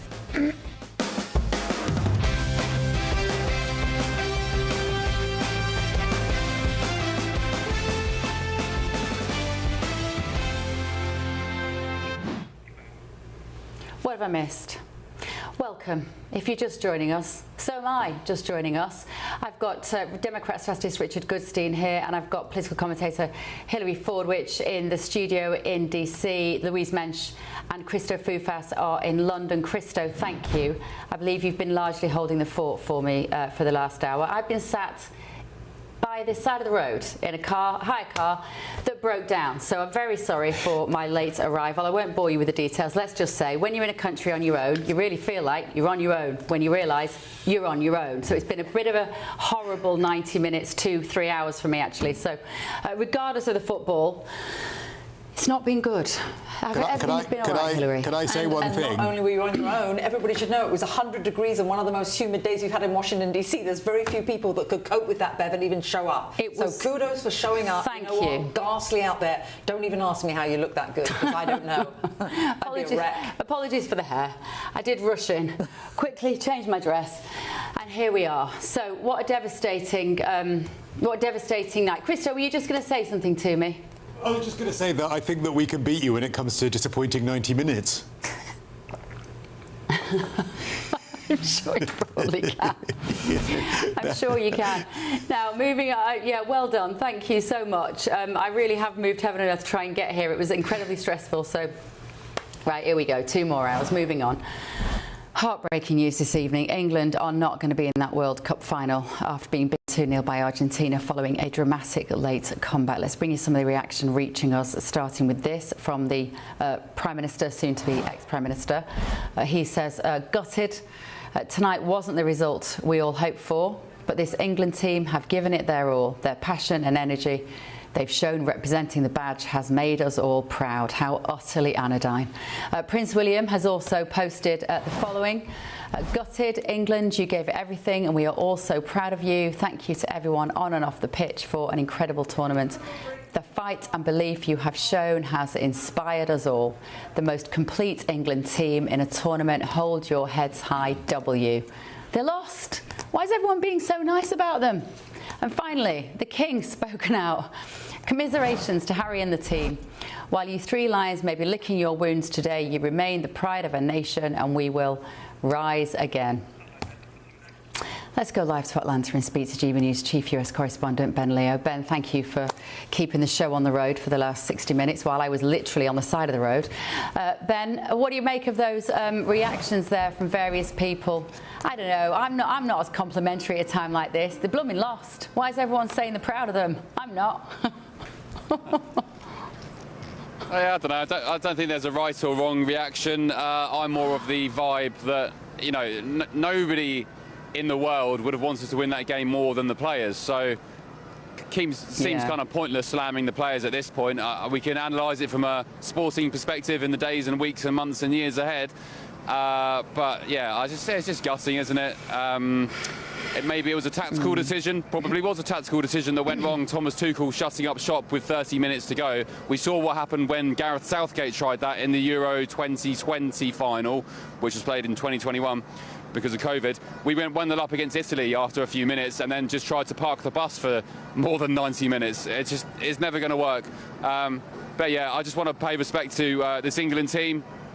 They've given the fans, I keep saying, a really great adventure the past 5 or 6 weeks. These fans who have spent so much time and money and energy being away from their loved ones back home to come out here. Yeah, it's not a chore, it's not a task, but like I said, it takes a lot of money to follow England around different cities across the United States. So big respect to the fans for all the support they've shown. You can hear probably, is it the Argies with yeah, it's the Argies with the trumpets. I thought it was the England fans. But the England fans still out there drinking, still in good spirits. I heard them chanting Thomas Tuchel's name and singing Hey Jude not so long ago. So, yeah, what to say? We're used to this, aren't we?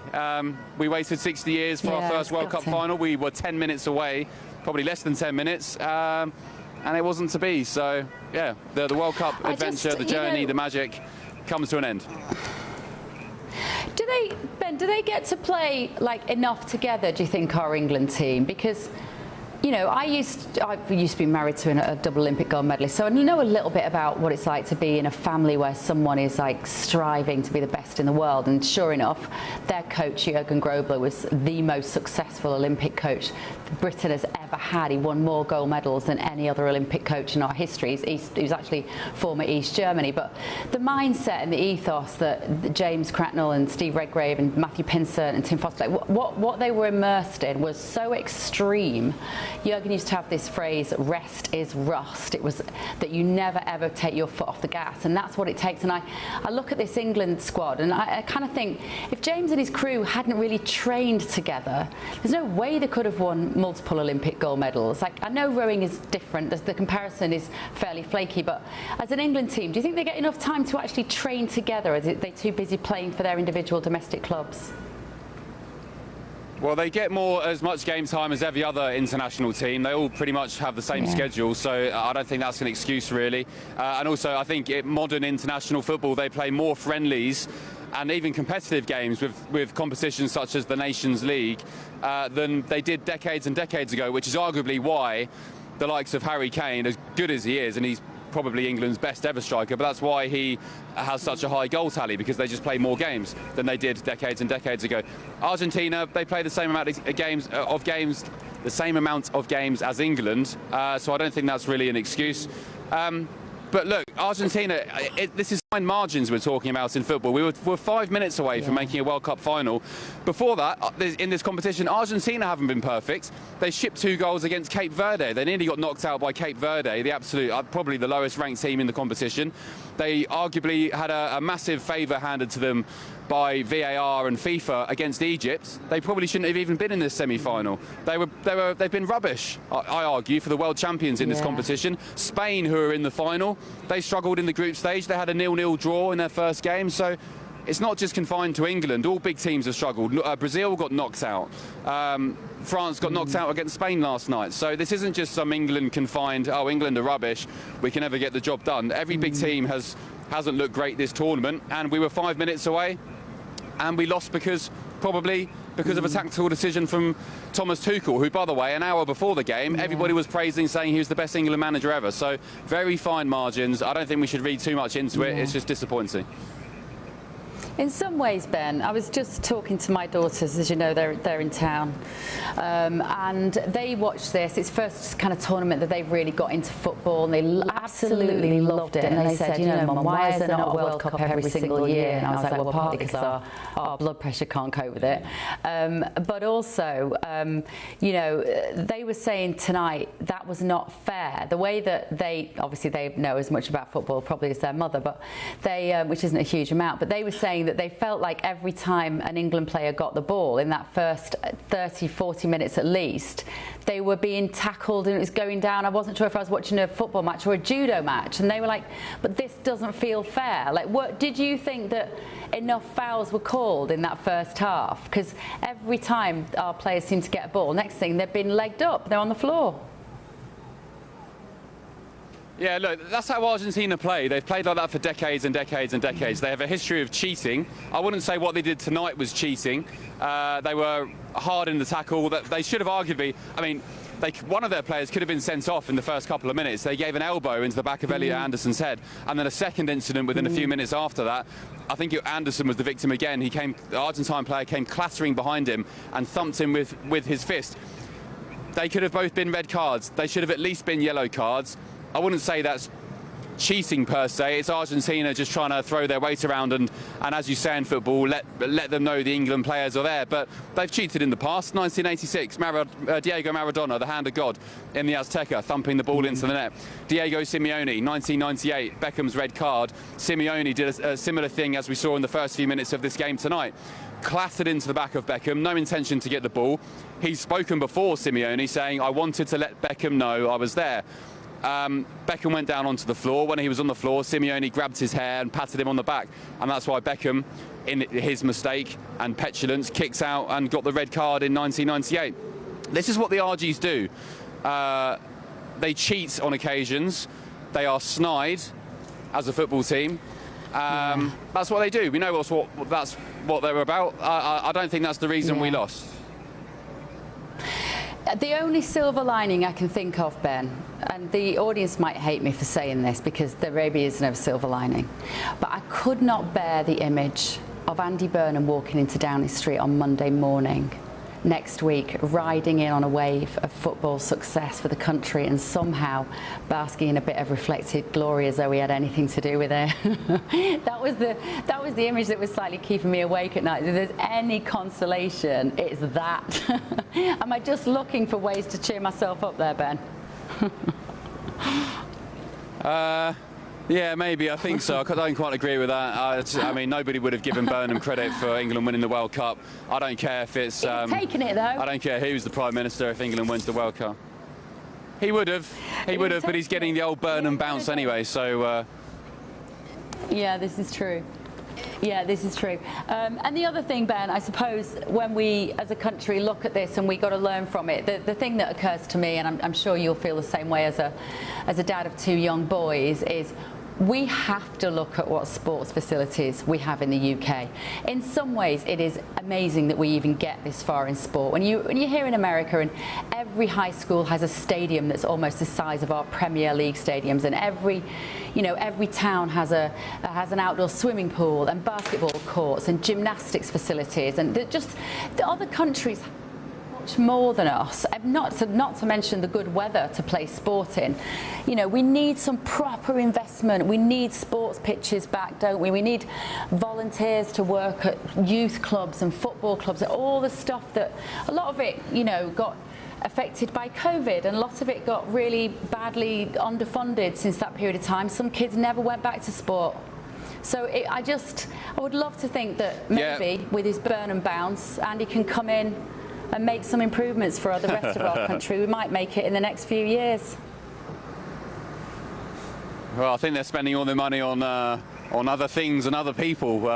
Less said about that, the better. But yeah, I mean, in terms of football, the FA, if you said 15 years ago that soon would be in 2 World Cup finals, 2 World Cup semi-finals, 2 European finals, within a matter of years, you would have snapped their hand off. I think the FA have done a lot to try and change the grassroots of football. Gareth Southgate had people slam Southgate all they like. I think he bottled our major competitions, but he did a lot of work behind the scenes to try and promote grassroots football and academy football, so he needs a lot of credit for that. But yeah, my son trains with he's 6, he trains with the county tennis squad, but tennis infamously, as another example, grossly underfunded, ignored. It's a surprise that we have had any success with Andy Murray in recent years when it comes to tennis. But yeah, Americans do sport so much better. That's why so many people come to America for college scholarships. My cousin played college basketball in America. He now plays in the NBA G League. And the college players, who are university players, of course, they do a 3-4 year degree. They travel around on jets, they have nutritionists, chefs, they play in stadiums that are bigger and more attended than NBA teams. College football here in America is bigger than the NFL. It's crazy, the comparison. Yeah, it really is. All right, Ben, thank you so much. We'll let you go and cool down for a little while. We'll speak to you in a bit. Thanks, Ben. Ben there over in Atlanta. Let me know your reflections this evening. What does this defeat make you think about? What does it make you think about of us as a country? Will we ever match the dizzy heights of 1966? Let's ask senior reporter for the Daily Mail, Nick Pisa, that question as well. Good evening, Nick. Good morning. What an absolutely gutting night. Is it that substitution? Is it the fact that we went on the defence rather than on the attack at that crucial time? Well, look, hey, let's, as Ben said, let's not take anything away from the players. I think they did put in a shift for that game, because Argentina came out playing dirty, and as Ben says, they did. There were loads of fouls in the first half, and I think I was surprised at how lenient the referee was at the beginning of that game. But England started off well. They pressed high, didn't they? They got up there and they tried their best. And yeah, we were all thinking at the end of the first half, well, okay, with another 45 minutes to go, let's see if we can get that goal. And Anthony Gordon, he did. A few minutes after the interval, 55 minutes, I think it was. He got the opening goal, and then people around me started thinking, well, hey, come on, could this be the end of 60 years of hurt? Because it's been a really long time for England. And as the clock ticked by, I think a little bit of tension started to build in, because, England did go back on the defensive, didn't they? I think there's been some stats that I read earlier saying that in that time between Anthony Gordon's goal and the time that Argentina levelled and then went on to win, England barely touched the ball. They had the possession for 12% of that time, and there's no way you can hold out against that. And yeah, they did park the bus there with those substitutions. Gordon came off, which surprised a lot of people around me. Ponsa came on. Dan Burn came on as well. But I just think maybe if he had held on to the team that he had out there, kept the attacking options open, maybe it would have been different, But if Spark swings roundabouts, that's the way it goes, isn't it? It's absolutely devastating, though, Nick, isn't it? How did you feel? Let me just ask you that as a journalist, as you saw those last sort of 2 minutes ticking down. How did you actually feel as someone who follows football so closely? Do you know, I just really thought, I think it was 8 minutes to go. I thought, just hold on, crossing fingers, the people around me, England fans around me, because I went and watched it. I mean, obviously, I'm very privileged and very fortunate in my position to have a seat in the press box, but it's so soulless and lifeless up there. I decided to go down and join the fans in the England end, and to be amongst them. And they were feeling it as well. You could really tell. I'll be honest with you, some of them were starting to look at their phones and looking at flights to New York and booking hotels to New York for that final on Sunday. They really thought this is it. But then, yeah, it was that heartbreak. And I must admit, some of them were questioning, as we've just been discussing now, Tuchel's decision with those substitutions at the end. I mean, they were all absolutely delighted with how the team performed. They all said that the players did their best, did their utmost. Jed Spence, he's really someone that we don't really hear much of or say much about. He was top of the best player of the England team this evening. I mean, Harry Kane was, I thought, quite subdued actually towards the end, as was Bellingham. Maybe they were just shattered after playing so much and after having travelled around so much. I mean, let's not forget, I think think I read somewhere that England have travelled the most out of any team. They had 14,000 miles they've had to travel in this tournament. They've been here for been here for nearly 6-7 weeks now. They came out of here at the beginning of June for a load of warm-up games in Florida. And as Ben said there, you know, some of the fans have been with them all the way through. So they've spent a lot of money, and to get within sniffing distance, within touching distance of that final in New York and then have it taken away, it's just so gutting and so heartbreaking. Obviously, there is that third and fourth place playoff that I was talking to some after the game, and it's meaningless, really. Who wants to go and play that game?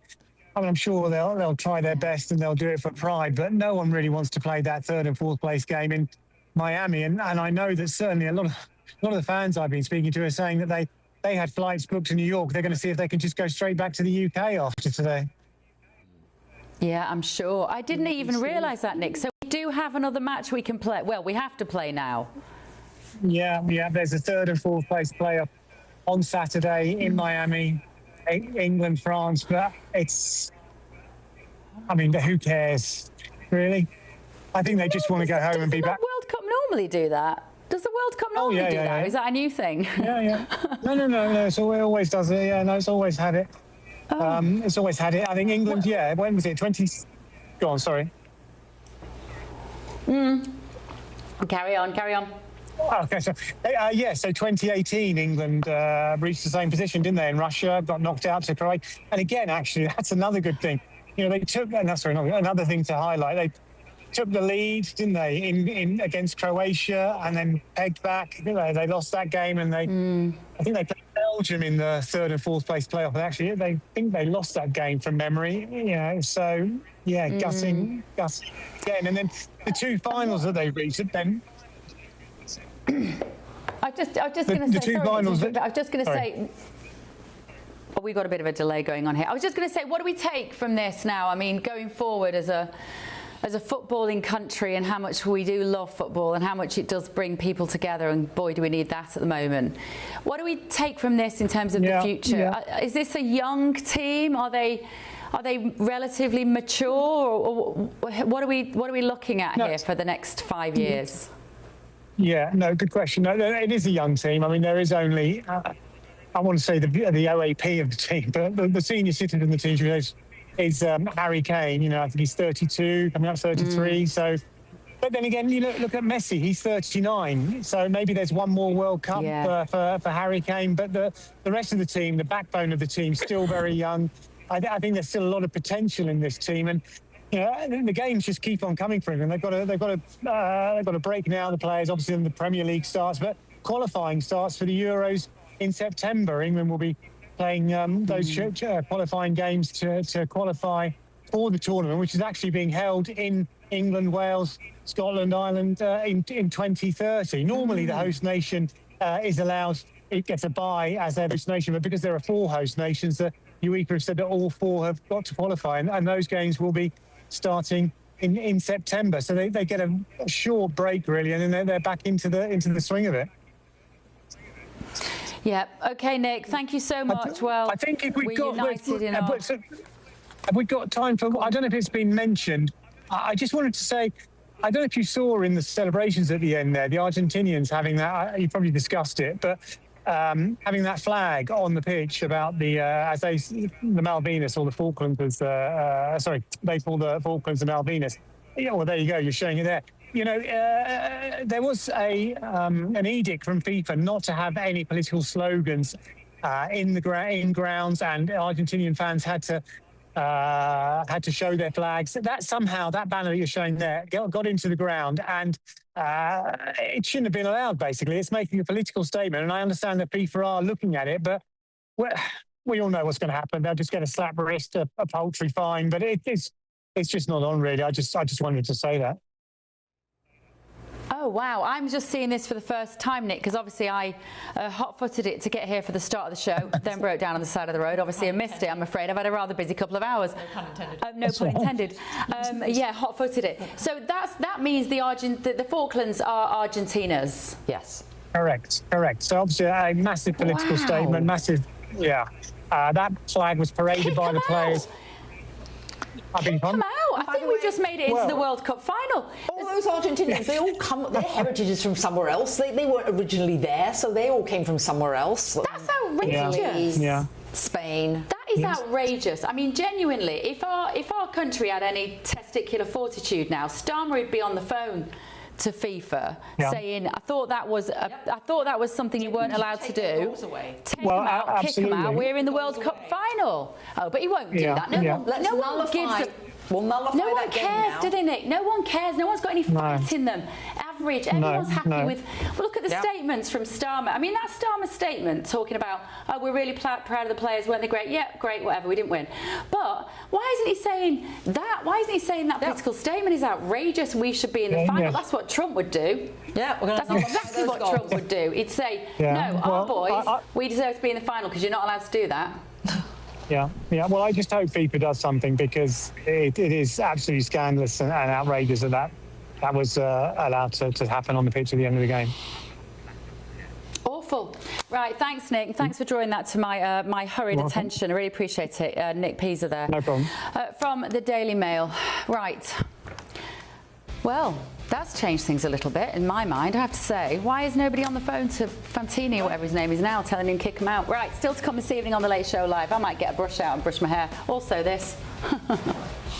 How are you going to deal with Donald Trump?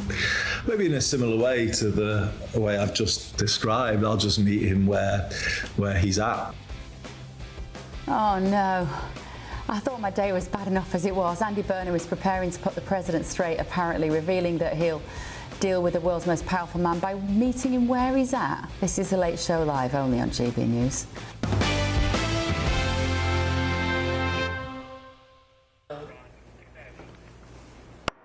Andy Burnham, you know where we are. If you want to do a conversation with someone that might ask you some questions that won't just be the kind of things you want to answer, do give me a bell. You got my number. To other news tonight, the Trump administration is offering grants of up to $3 million to European civil society groups that share its views on political issues. On Monday, the US State Department announced it would provide funding to groups that address national sovereignty, migration, censorship and lawfare challenges in line with our shared political philosophy, law and Western heritage. The White House expects to hand out $5 million in total to be divided between 2 or 3 groups, with the $3 million offered going to the main recipient. The programme marks a first practical step in the White House's long-running campaign to reshape the European continent in line with its views on the direction of Western society. Let me ask my panel about this. What do you make of it, Richard Goodstein? Only 5 million? I mean, that's not very much. Trump's made $1 billion plus in crypto last year. I think it's pretty chintzy. Look, this is going down a little bit of a, I won't say a dangerous path, because I don't think at the end of the day, $5 million to these groups in the aggregate is going to change the path. It's kind of more of a signaling than it is really kind of influencing outcomes. But you know, when the Democratic administration, if they were to give $500 million to labor, how would you feel about that? I mean, is it just kind of because it's only $5 million, we'd let it go? If it was really more, we'd care? I just think it's not a good path to go down. Louise, hasn't this kind of thing always happened? Haven't governments always given grants to organisations, NGOs, sometimes charities, civil society groups who are aligned with them politically? It's just that this administration is just being kind of honest about it. I don't think they've given grants to such groups in foreign countries, and if they are going to give some money to a British group, let's just remember that for overtly political donations are not allowed under British law to be received from foreigners.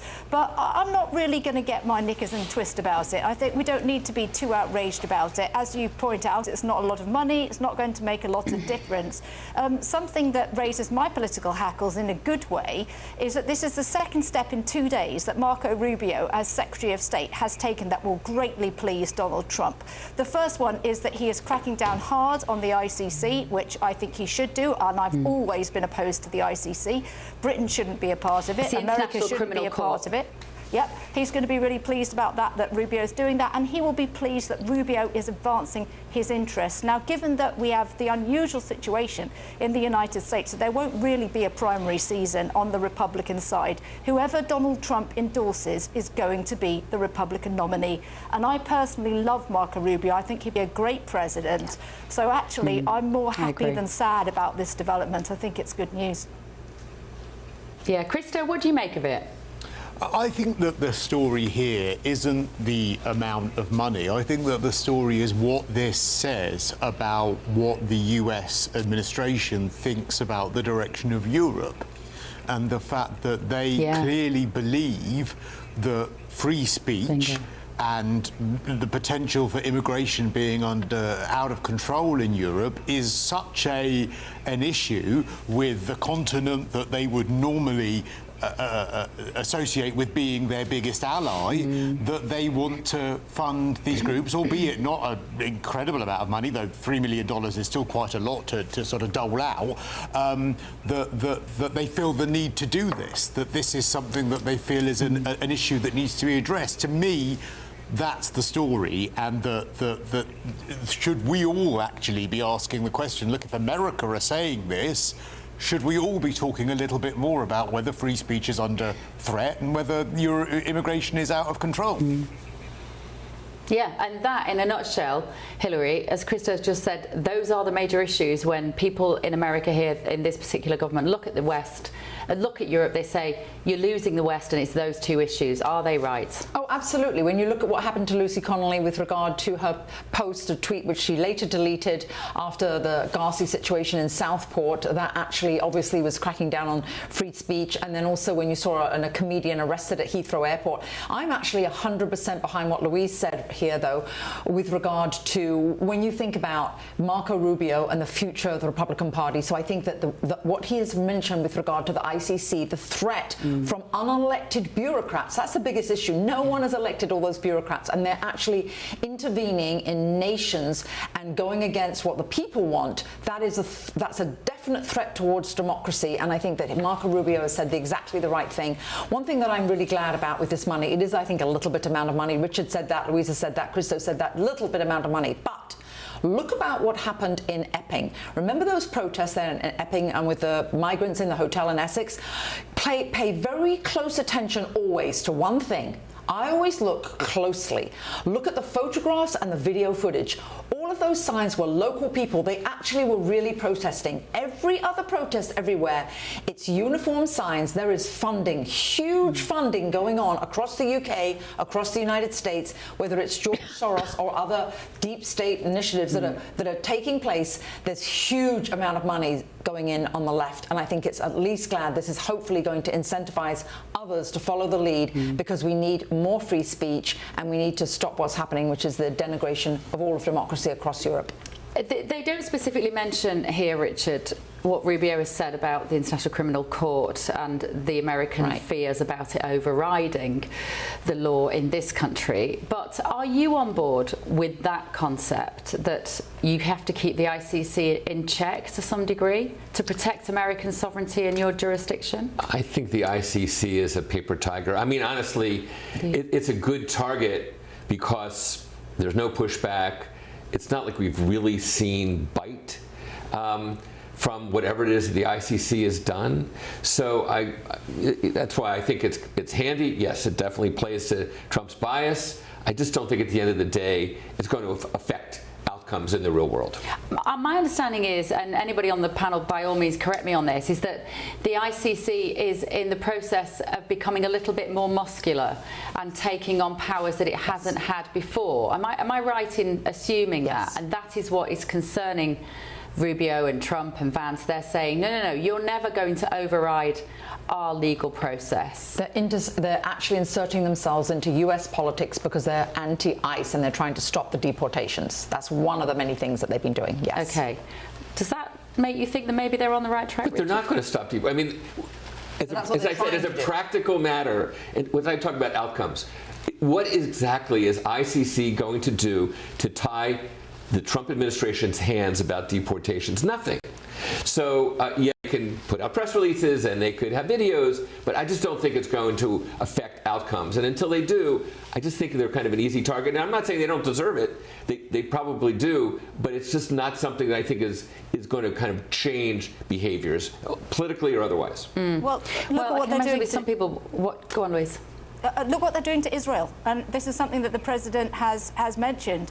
The British prosecutor and the ICC, Kareem, what's his name, who decides to bring a case against Israel, the close ally of the United States, which isn't a signatory to the International Criminal Court, is now being investigated for sexual harassment. And I'm afraid that the fact that Britain supports the ICC makes us look like a bunch of clowns. The Trump administration is not only saying that you're trying to target us, and we've never been signatory to the ICC, we Americans, but you're also targeting our key allies. And it's a long time from when the ICC was maybe doing something valuable with Slobodan Milosevic, putting him away. That's fine, great. But once you start getting political with countries that want nothing to do with you, you're moving away from whatever your original mission was. So I'm really glad that Marco Rubio is taking them to task. Yeah, me too, actually. Right, thank you all. Moving on, President Trump has just made a major move to defy the Department of Homeland Security when it comes to immigration and customs enforcement agents. And it's now raising serious questions for Britain. This is The Late Show Live. We'll discuss that after the weather. Expect warm spells with the odd rude interruption. Box Boilers sponsors the weather on GB News. Good morning, this is your GB News weather update from the Met Office. Now for many it is going to be another fine and rather sunny day with most of the low cloud that's around at the moment burning away. It may take a little while, but through the morning across central and even eastern parts we're going to see a lot of that low cloud clearing away. It will just be some North Sea coastal parts, particularly towards the northeast, where it may be a bit more stubborn and could linger through much of the day. Otherwise then lots of sunshine, and in that sunshine, similar to recent days really, temperatures are going to rise. We're looking at most places getting into the low to mid 20s. Some places perhaps towards the south could get 30 Celsius again, so feeling pretty hot here. Into this evening, and it's worth bearing in mind there could be 1 or 2 showers around, most likely towards the southwest, but whether or not they develop, a bit uncertain at the moment, and even if they do, they should be pretty isolated. Across the southeast it's looking dry, similar across many central and northern parts of England and much of Wales. A fine end to the day across Northern Ireland, a bit more cloud for some northeastern coastal parts of England and across large chunks of Scotland, especially towards the east where the cloud's going to be thicker, but generally it is going to be dry. Then overnight, similar to recent nights, a lot of that low cloud that's around the northeast is going to spread a bit further west and southwestwards, but immediate western and southern parts should stay largely clear, and it is again going to be another largely warm night. A bit fresher towards the northeast perhaps, and a few spots of rain can't be ruled out where the cloud's thick enough, particularly over some northern and eastern parts of Scotland. We will then see a few outbreaks of rain continuing for northern Scotland through tomorrow morning. A few possible around some eastern coastal parts, but generally it is going to be dry. Lots of sunshine again developing for most of us, with most of that low cloud burning back to those eastern coasts. And once more, it is still going to be pretty hot, but temperatures, if anything, down a degree or so to today. Bye-bye. Expect warm spells with the odd rude interruption. Box Boilers sponsors the weather on GB News. Here at GB News, we made a promise to tell your stories. And on the 6th of August, we're marking 5 years of doing exactly that. Celebrate with us by having your say. Join in the debates live on TV and radio. And meeting your favourite presenters across the country, from Leeds to Aberdeen, from Belfast to Barry Island. Plus, join me in Essex for our biggest live show of the year. Scan the QR code or visit gbnews.com/celebrate. Terms and conditions apply.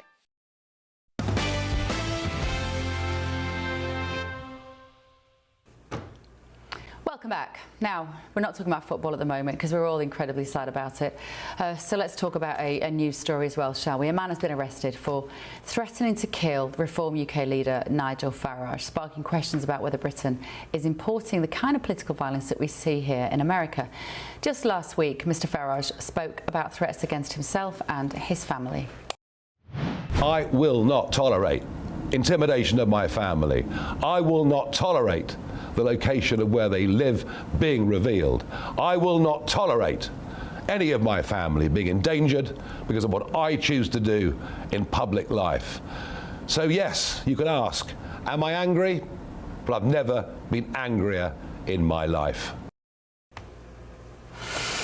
And how prescient that speech became with the death of Anne Widdecombe, which we know they are still looking into, and it is an active case. But if it transpires that that was indeed a terrorist attack based on Anne's politics, then what Nigel was saying then becomes incredibly poignant, and his anger becomes incredibly legitimate, because this arrest marks the first time that an instruction to police by the parliamentary authorities to investigate a threat to kill Farage has resulted in an arrest. And today, Reform UK Home Affairs spokesman Zia Youssef gave the following address. Enough is enough. I do not want to see politicians, regardless of party, fearing for their lives for speaking their mind. I do not want to see the hounding of families, the publication of their homes. I do not want to see another politician killed in this country. So are we going to see the UK go the same way that we're seeing here in America, with political violence being enacted in way more times than it should be? Hilary, let me come to you on this, because this government are holding, tomorrow they're holding a ministerial day actually to talk about far left terrorism, and there's going to be some key members of the cabinet speaking about this tomorrow. So significant that they believe that this risk is now in 2026.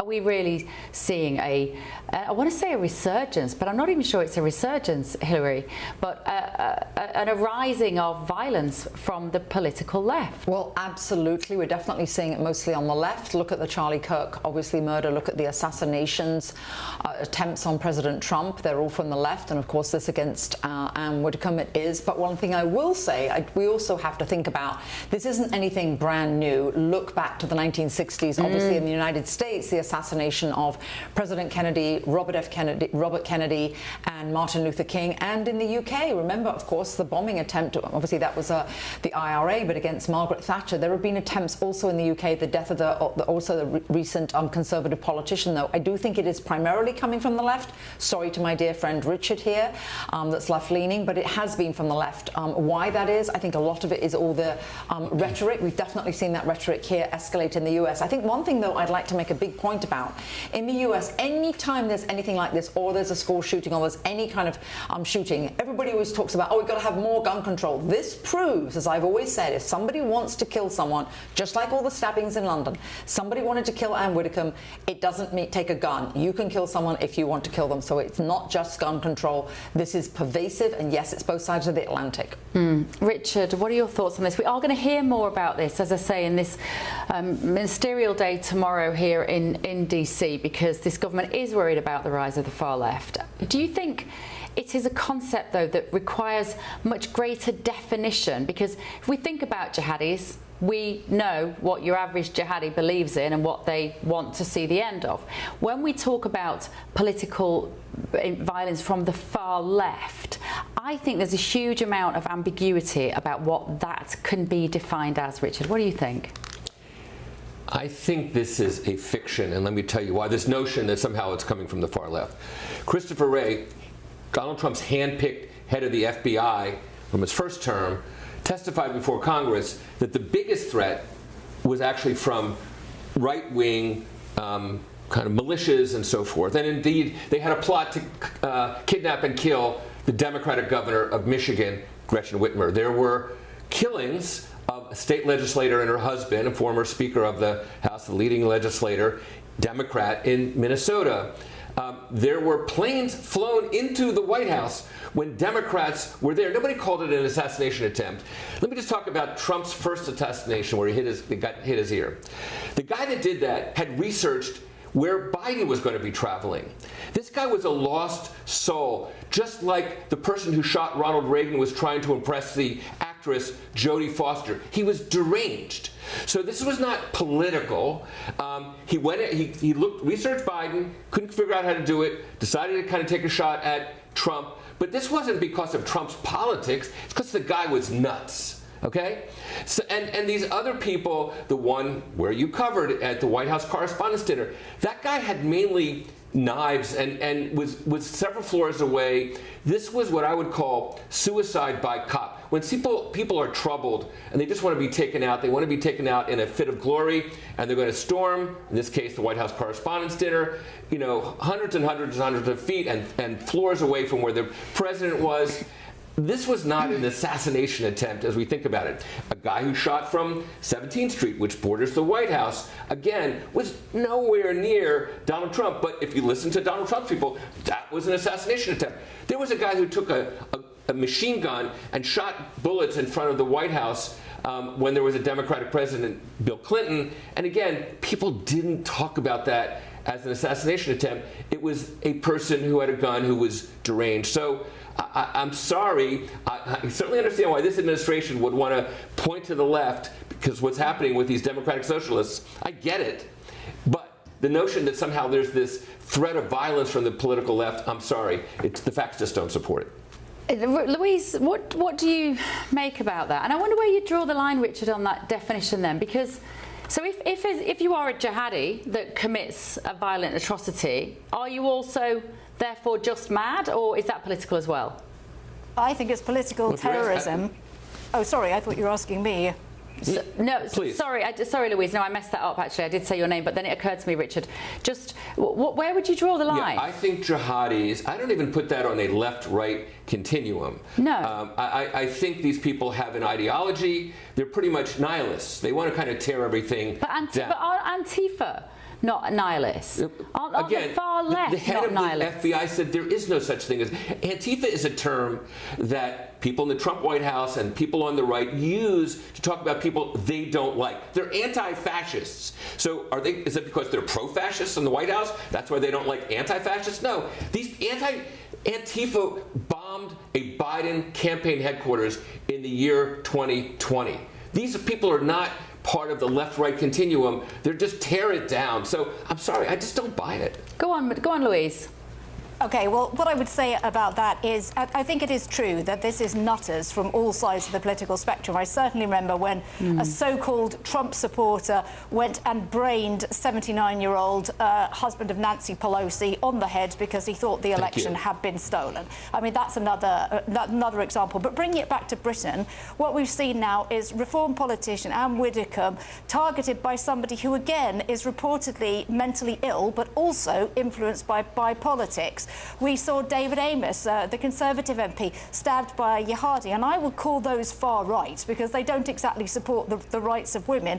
And then we saw Joe Cox, again, targeted by some far right nut job who did have mental health problems. But the trouble with that is that mental health problems makes you more likely to commit violence. When I was a member of Parliament, I was targeted by a troll who threatened the lives of my children and who said that I was going to have to make, quote unquote, Sophie's choice and choose which one of my children would die.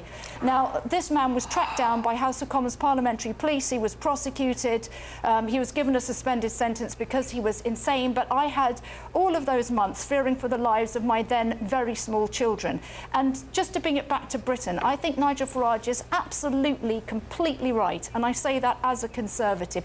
We have to make sure that our leaders, I mean, Kemi Badenoch, Andy Burnham, I don't care, Ed Miliband and Nigel Farage and every prominent politician gets the security that they need in this day and age. We don't have the Secret Service floating around, your average MP, even your average senior MP. And I think that does need to change because politics has to be fought at the ballot box, not actually fought against people's lives.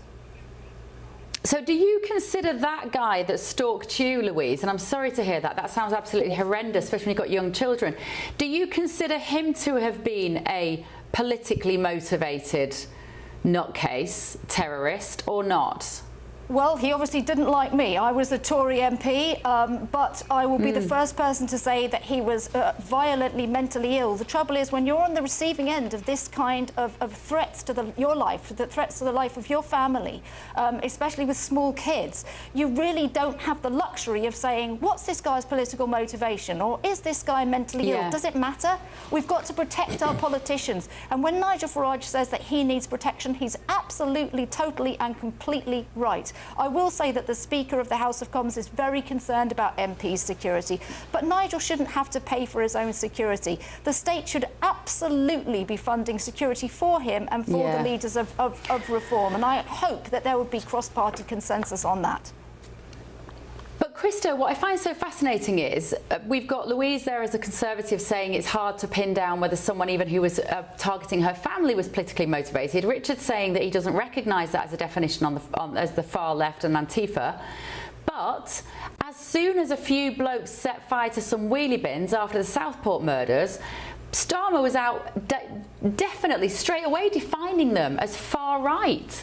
Apparently we're very comfortable with defining far right, but when it's far left, no, they're just a little bit mad. Insane, Christo.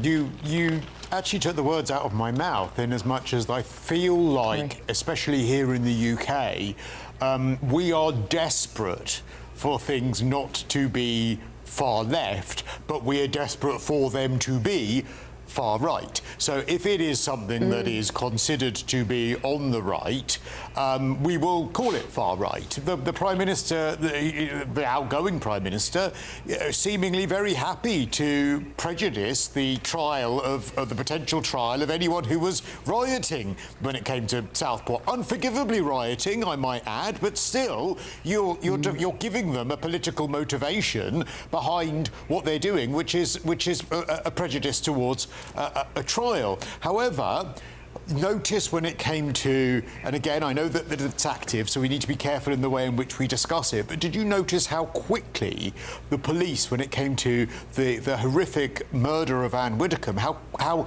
quickly, before they even have the first suspect that they had arrested and released, they were saying, oh, no, we don't think there's a political motivation.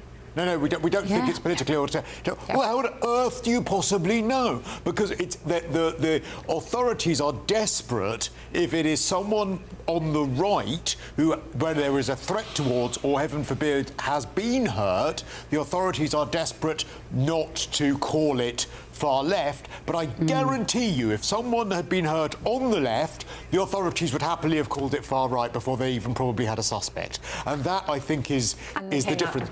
And also, just one other very quick point, I think part of what plays into this as well is the fact that if you are on the right of politics, someone like Nigel Farage, someone like, God rest her soul, Anne Widdecombe, the language used about you is very different as well. It's the politics of division. You are peddling hate. I don't think those same words are used about people on the left. So I think that is why people on the right are seen as more of do face more of a threat. And I do think we need to hone in on the definition. Language really, really matters at times like this when we talk about terrorism. And my understanding, what we're going to hear tomorrow from Rubio and Bessent and co tomorrow, is going to be that it's about this contrivance of grievances, which includes Gaza, eco-terrorism, various, Ukraine even is in there. And the Democratic answer will be everything that everybody watching the show has seen, which was thousands of people wearing Trump shirts and hats and flags, storming the U.S. Capitol. If there was ever political violence, and we know what side it was coming from, it was on full display that day when they wanted to hang the vice president. I'm sorry, that was a manifestation of it. Okay. Thank you all. More to come in the next hour, including this. How are you going to deal with Donald Trump? Maybe in a similar way to the way I've just described. I'll just meet him where he's at.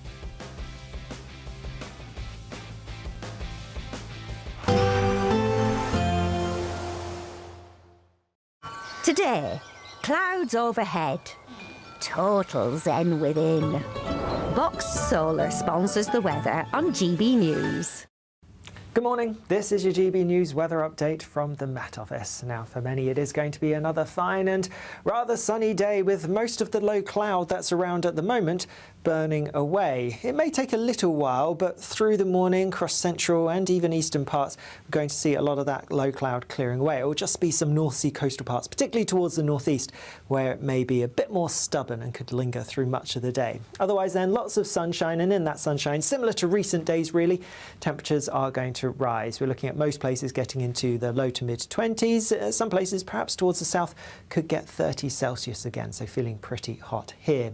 Into this evening, and it's worth bearing in mind there could be 1 or 2 showers around, most likely towards the southwest, but whether or not they develop, a bit uncertain at the moment, and even if they do, they should be pretty isolated. Across the southeast it's looking dry, similar across many central and northern parts of England and much of Wales. A fine end to the day across Northern Ireland, a bit more cloud cloud for some northeastern coastal parts of England and across large chunks of Scotland, especially towards the east where the cloud's going to be thicker, but generally it is going to be dry. Then overnight, similar to recent nights, a lot of that low cloud that's around the northeast is going to spread a bit further west and southwestwards, but immediate western and southern parts should stay largely clear, and it is again going to be another largely warm night. A bit fresher towards the northeast perhaps, and a few spots of rain can't be ruled out where the cloud's thick enough, particularly over some northern and eastern parts of Scotland.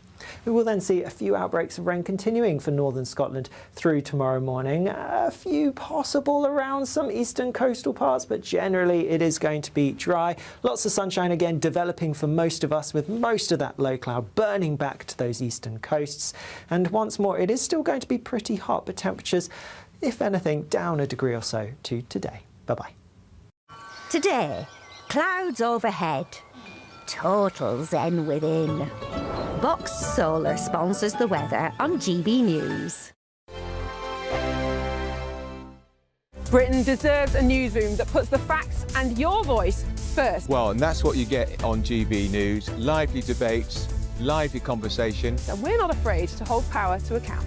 And each other. So join me, Andrew Pierce. And me, Miriam Gates, for Britain's Newsroom, weekdays from 9:30 on GB News. Bo, they are under no illusion. Ray, are you a human trafficker? Boundless. I've had enough of the nonsense, and I'm not afraid to say it.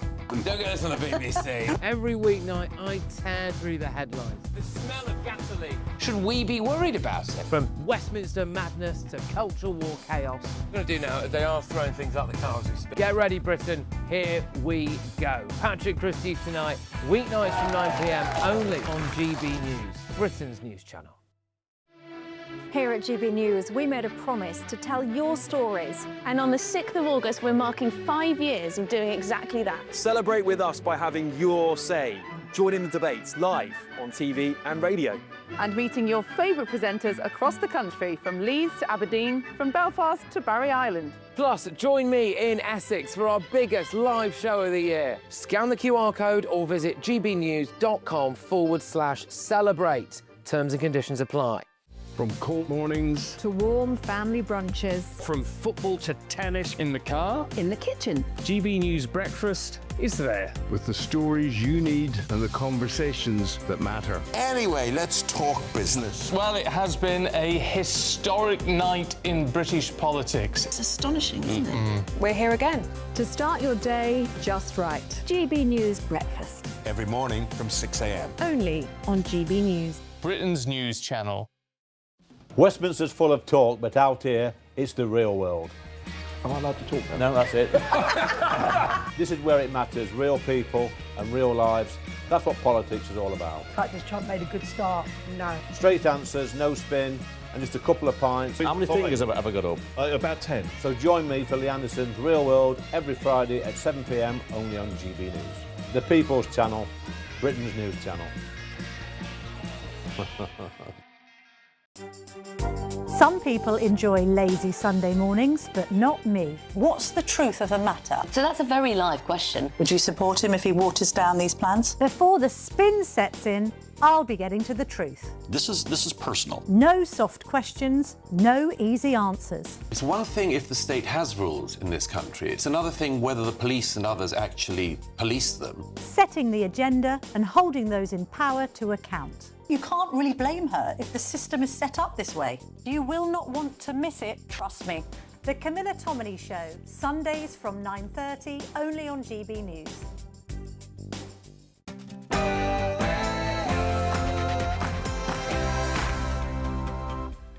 Shine. Good evening, good morning, live from Washington, D.C. This is GB News with the stories shaping Great Britain and the United States of America tonight.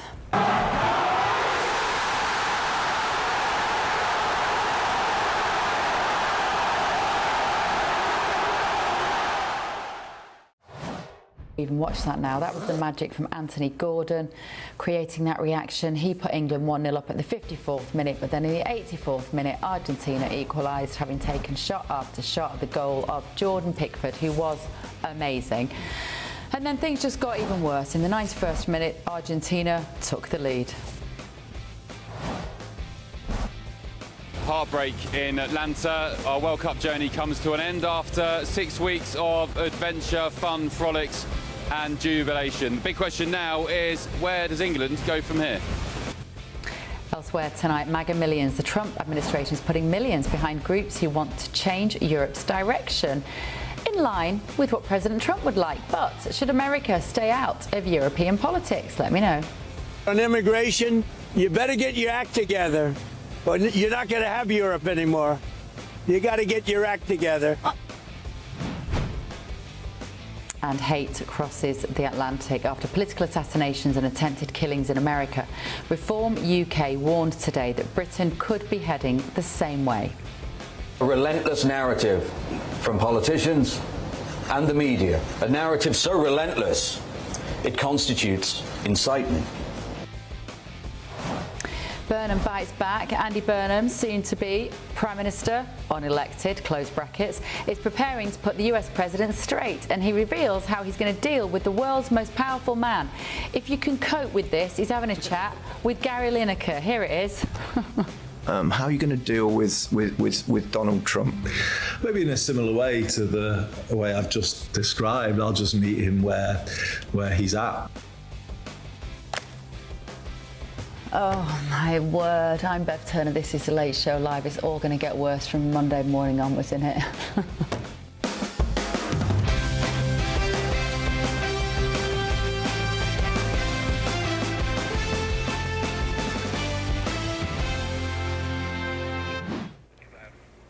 Oh dear, it's going to be Monday morning, isn't it? Andy Burnham's going to be in number 10 and he's going to be having lovely little chats with people like Gary Lineker and Carol Vorderman, and no one's going to get anything done, and it's going to be absolutely infuriating, is it not, Hilary Fordwich? Well, yes, didn't you notice that he'll sit there with Gary Lineker one-on-one? Will he take questions? Absolutely not. Will he listen to anybody else and take any questions from any other media formats? No. And also, talk about inarticulate. This is going to be the leader of the UK. Did we learn anything about his policies? No. Anything about a position? No. Did we have any in-depth, insightful strategy? Absolutely not. I think it's shameful. That's the sort of thing that a boy going into, in America it's called junior high, and in England it would be middle school. It wouldn't even be, you know, it would be the third form. It wouldn't even be the third form. It'd be the second form. Yeah, you at home are getting in touch saying, Ali says, America should stay right into British politics to save us, with a little emoji with their hands in the air. Martin, evening, morning Martin, nothing you could do about it, Bev. We're just going to have to soak it all up. And Ali says, gutted for England. What is it with Argentina and their aggressive play? And Alan says, hi Bev, please tell that Democrat guy on my behalf he's talking total BS. I take that as a badge of honor. Thank you so much. How dare you talk about my viewers in that way, Richard Goodstein. Andrew says, hi Bev, soon to be former PM Keir Starmer will have 24/7 security for the rest of his life, as it should be. Good point, Andrew. He said, but now all these things are happening, which will get worse. All MPs need 24/7 security. Do they? Let me know what you think at home. Louise Mensch and Christo Fufas are in the studio with us in London tonight as well, guys. What do you think about our viewers, Christo, saying that Richard is talking total BS? Well, I think the fact that he was quite quick to dismiss the idea that there was potentially left-wing extremism, shall we say, or that was the impression he gave, I don't think our viewers will have much truck with that. No, Can I defend myself? Yeah, I don't disagree, Christo. I concede, I will stipulate, there is left-wing extremism that's certainly quite prominent in several countries in Europe, and we saw I don't know you call them extremists, but we saw these democratic socialists knock out incumbent Democratic members of Congress, and if you look at their platform, it's kind of close to communist. Now, does that make them extremists? They're pretty extreme views, certainly in the, if you kind of look at the broad sweep of US politics. They're not yet blowing things up physically. They're not engaging in political violence, as I said. Exhibit A about political violence is January 6th, which were not left-wing extremists. But they are certainly people to be reckoned with and handled. And frankly, if whoever the Democratic presidential nominee is doesn't call them out, that person will lose. And Antifa, I think, with all the arson, I think that certainly that was what you can picture as left-wing extremists. And Louise, just briefly before we move on to talking about the football again, Lineker and Burnham, your emotional reaction, please, when you see that little loving. Oh, great, isn't it? Fantastic. I feel like we're going from one defeat to another. And if I were him, I would not have given that interview to Gary Lineker, of all people, who was removed from the BBC over very controversial views. I think it sends the wrong kind of message. And also, what kind of birth speak is it to say, "I'll meet Donald Trump where he lives"? What do you mean, the White House? You're making no sense. Sense of any kind. It's not a good omen as he begins his prime ministerial career. And can I just say something? Make a quick point about that. The last person, if I were Andy Burnham, I would be giving my first interview with would be the man who has just gone on television when we're about to play Argentina and called the Falkland Island Las Malvinas. Used the term that the Argentina. That's what Gary Lineker did. He was Yes. I am shocked. Yeah, he was on a podcast a few days ago, and he referred to the Falklands as he said, the Falkland Island or Las Malvinas, and he referred to them as the way Argentina does when predicting the game. And then basically the night that we play Argentina, Andy Burnham's talking to Gary Lineker. I'm shocked, and I'm very rarely shocked. I'm genuinely shocked. I can't believe that actually happened. Shocked. Yep, I heard it. Maybe we just give him the benefit of the doubt that he didn't understand. Maybe he just didn't get the political. Maybe he thought he was just doing like the polite thing, like when we say Kyiv rather than Kiev because it keeps Zelensky happy. Is that what he was doing there? Just trying to jump on the linguistic bandwagon? So is that ignorant? Is he? And he might be that ignorant. Don't have a podcast. I wouldn't that know. Ignorant. I actually think that he knew what he was doing because the Argentinian fans have had those flags all throughout the games. Oh well, maybe. Gary Lineker is quite. We may not agree with him, but I don't think that we could accuse him of not being well informed about the news. I mean, he might have a very skewed view of the news, but he's quite well informed about it, so I think he knew exactly what he was doing. Shocking. Oh. I still want FIFA to take back one of those goals and basically say we have to have a rematch given those political protests on Good luck. that was against FIFA rules, and that wasn't, by the way, that wasn't fans, that was the players on the field. Yeah, if you are just wondering what we're talking about, if you're just tuning in, this is the fact that when Argentina won tonight, they held up a big flag that read, "The Falklands belong to us." The Falklands are Argentinian. In Spanish, so they looked delighted. Probably most of the English fans didn't know what it meant either, but I think that is outrageous. I'm trying to think what the equivalent would have been. Imagine if, here we go. If England had won and we'd said the Falklands are ours. It would have been, of course, that would be the equivalent. How'd that war go? Yeah. Our inflation rate is 1/20th years. There we go. But, That would have been seen as the most aggressive trolling of Argentina. If we had done that, we would have been pulled out of the tournament. Thank you very much. Right. Yeah, we should. Bev, earlier you were talking about the silver lining, maybe that Andy Burnham would not get to bask in the glow of a World Cup victory. However, for me, the silver lining is that Argentina have just made a fool of themselves. Hold up all the banners you want, saying that Malvinas are Argentinian. Well, they're not. They're British. And yes, we lost the football game, but we won the war. And that's still going to be true tomorrow. And there's nothing that you can do about it. So in my view, you made yourselves look stupid. Are they Argentinian? Do you have any power over them? No. Yeah, we lost you on the pitch, but we beat you at Goose Green. And let's not forget that. Yeah. And they'll never, ever get over that. They'll never get over that. Maybe next time our English mascot should be a model of the General Belgrano next time we come on. I mean, could you imagine if we did something like that? They would go absolutely mad. That's how crass they are. We're always polite. We are always so well-mannered on the global stage. We are always so polite, and sometimes nice guys don't win things. That's what I'm realising. But let's talk about that main story tonight. England are not going to be in the World Cup final after being beaten 2-0 by Argentina following a dramatic late comeback. Let's bring you some of the reaction that we've seen this evening. The Prime Minister came out, having presumably seen this political messaging trolling him, and said, gutted. Tonight wasn't the result we all hoped for. Do you think? But this England team has given it their all. How do you know that? The passion and energy they've shown representing the badge has made us all proud. We lost. Like, I I get it. I know I'm harsh in these situations. I know I'm harsh when these things, but I just think England is so quick to congratulate ourselves when we lose. Prince William posted the following: gutted, same first word.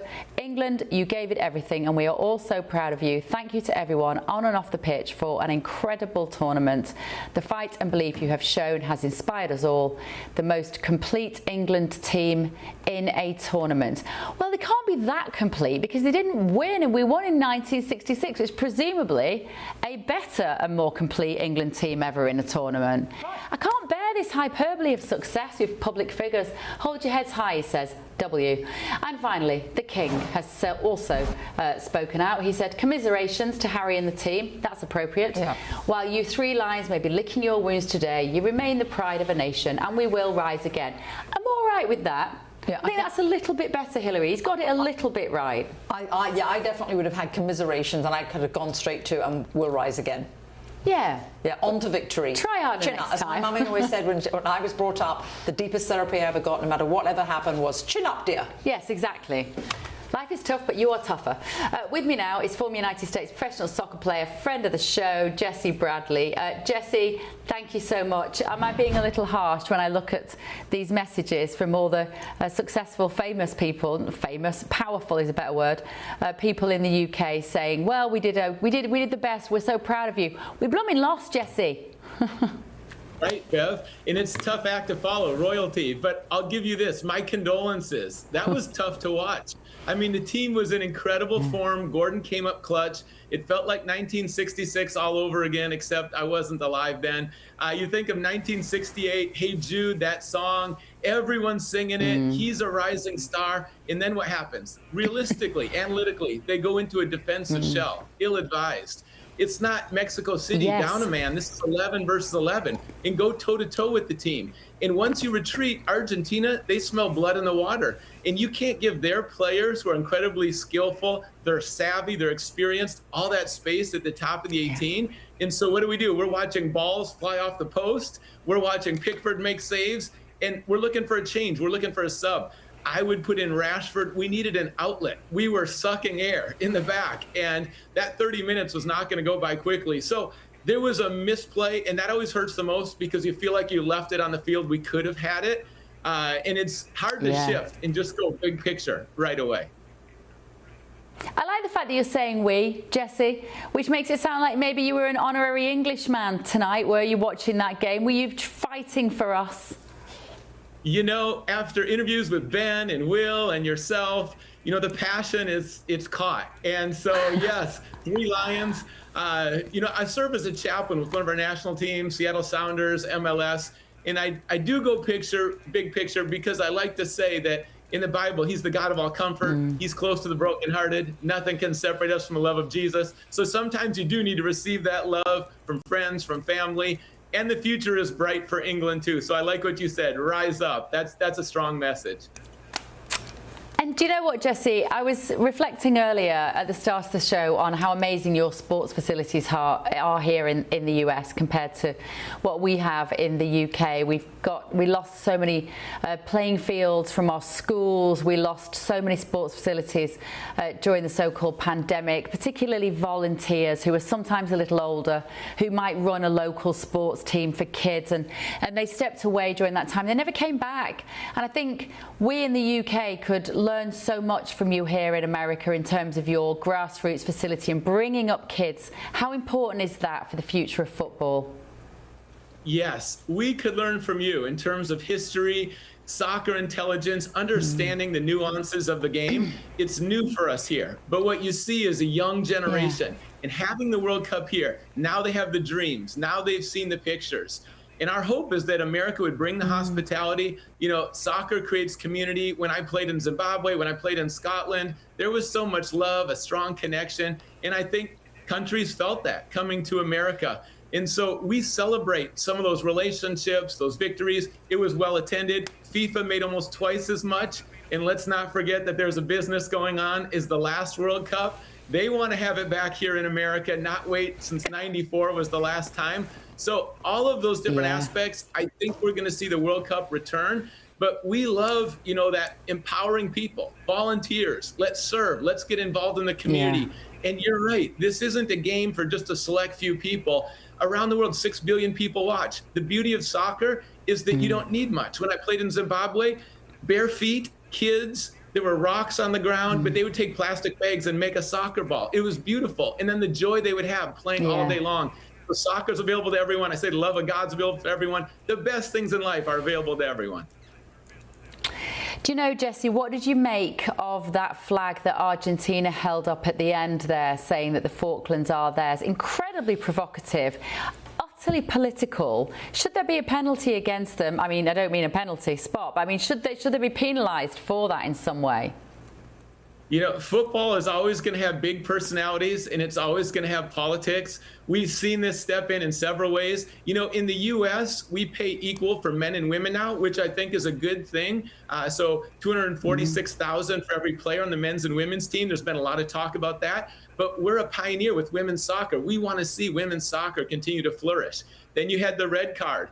And President Trump, okay, making a call. Now all of a sudden it takes a political turn. But, you know, that ended up being a huge factor, how that rolled out, motivating Belgium. And now you have a statement like this. So you're not going to keep this out. FIFA has a lot to sort through, not to mention VAR and the referee looking at slow motion and still shots. And so there's going to need to be some important decisions made. FIFA certainly has the leadership. Talking about volunteers, I was impressed with how they recruited and the quality of the volunteers here in America for this World Cup. So they can do it, but they need clarity. And that's what you want from leadership. You just want clarity. And if someone steps over the line, then what's the consequence?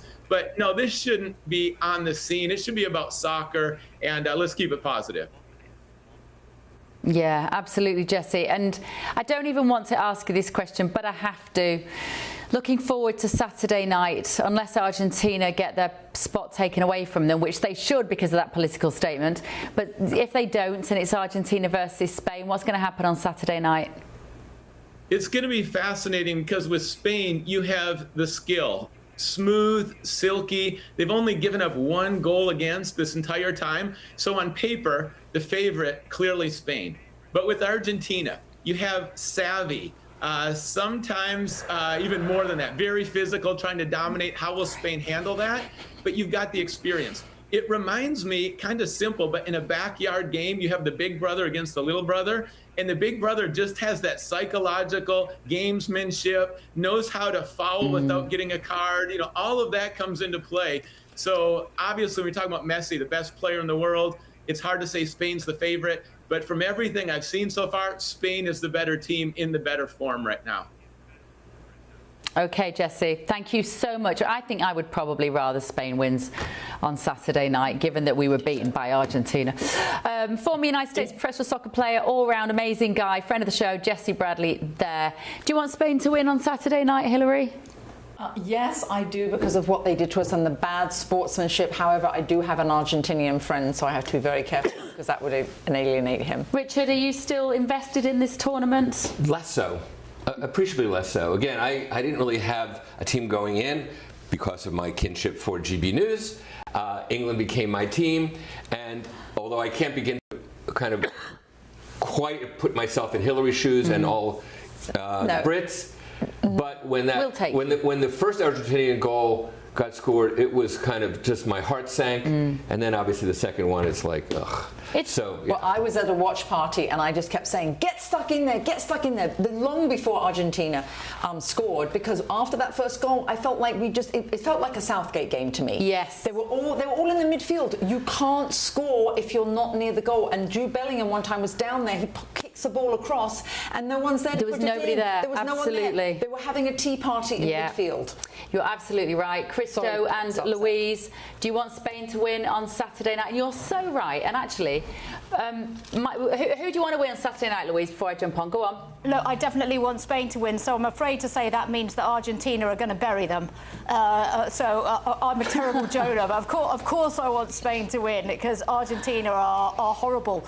But it would be lovely if they were disqualified for the political banner, but I enjoyed the political banner because it just reminds everybody that in what's really important important. England beat them into the ground, and there's absolutely nothing that they can do about it. Talk about a consolation prize. You know, it reminds you what's really important, and it's not the football.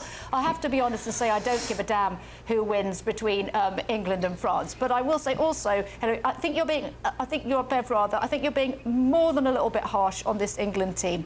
I think most of us would say, yeah, you had a bad 30 minutes, it was bad, you wasted a huge chance, but we have had a fantastic tournament, lifted the spirits of the nation, everybody united, and honestly, if your standard of good is you must win the World Cup, I think you're a very harsh taskmaster.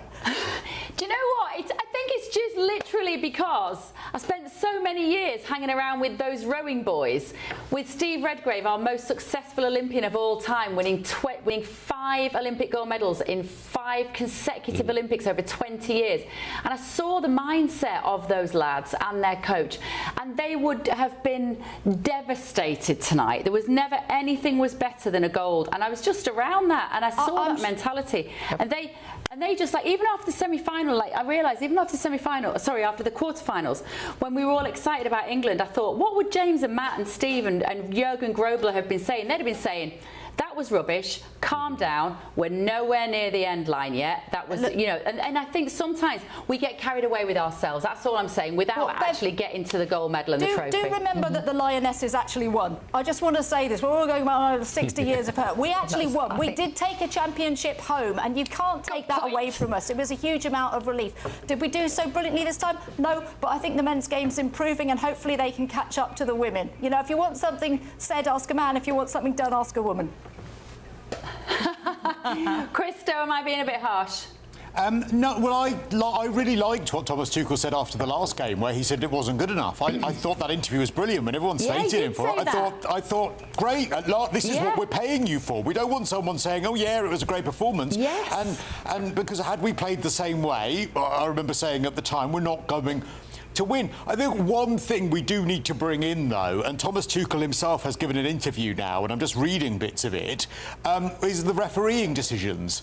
And how literally within 3 minutes of us being on the pitch, there was an elbow to the back of one of our players' heads. Now, Thomas Tuchel has said the referee and the VAR completely lost control of this game.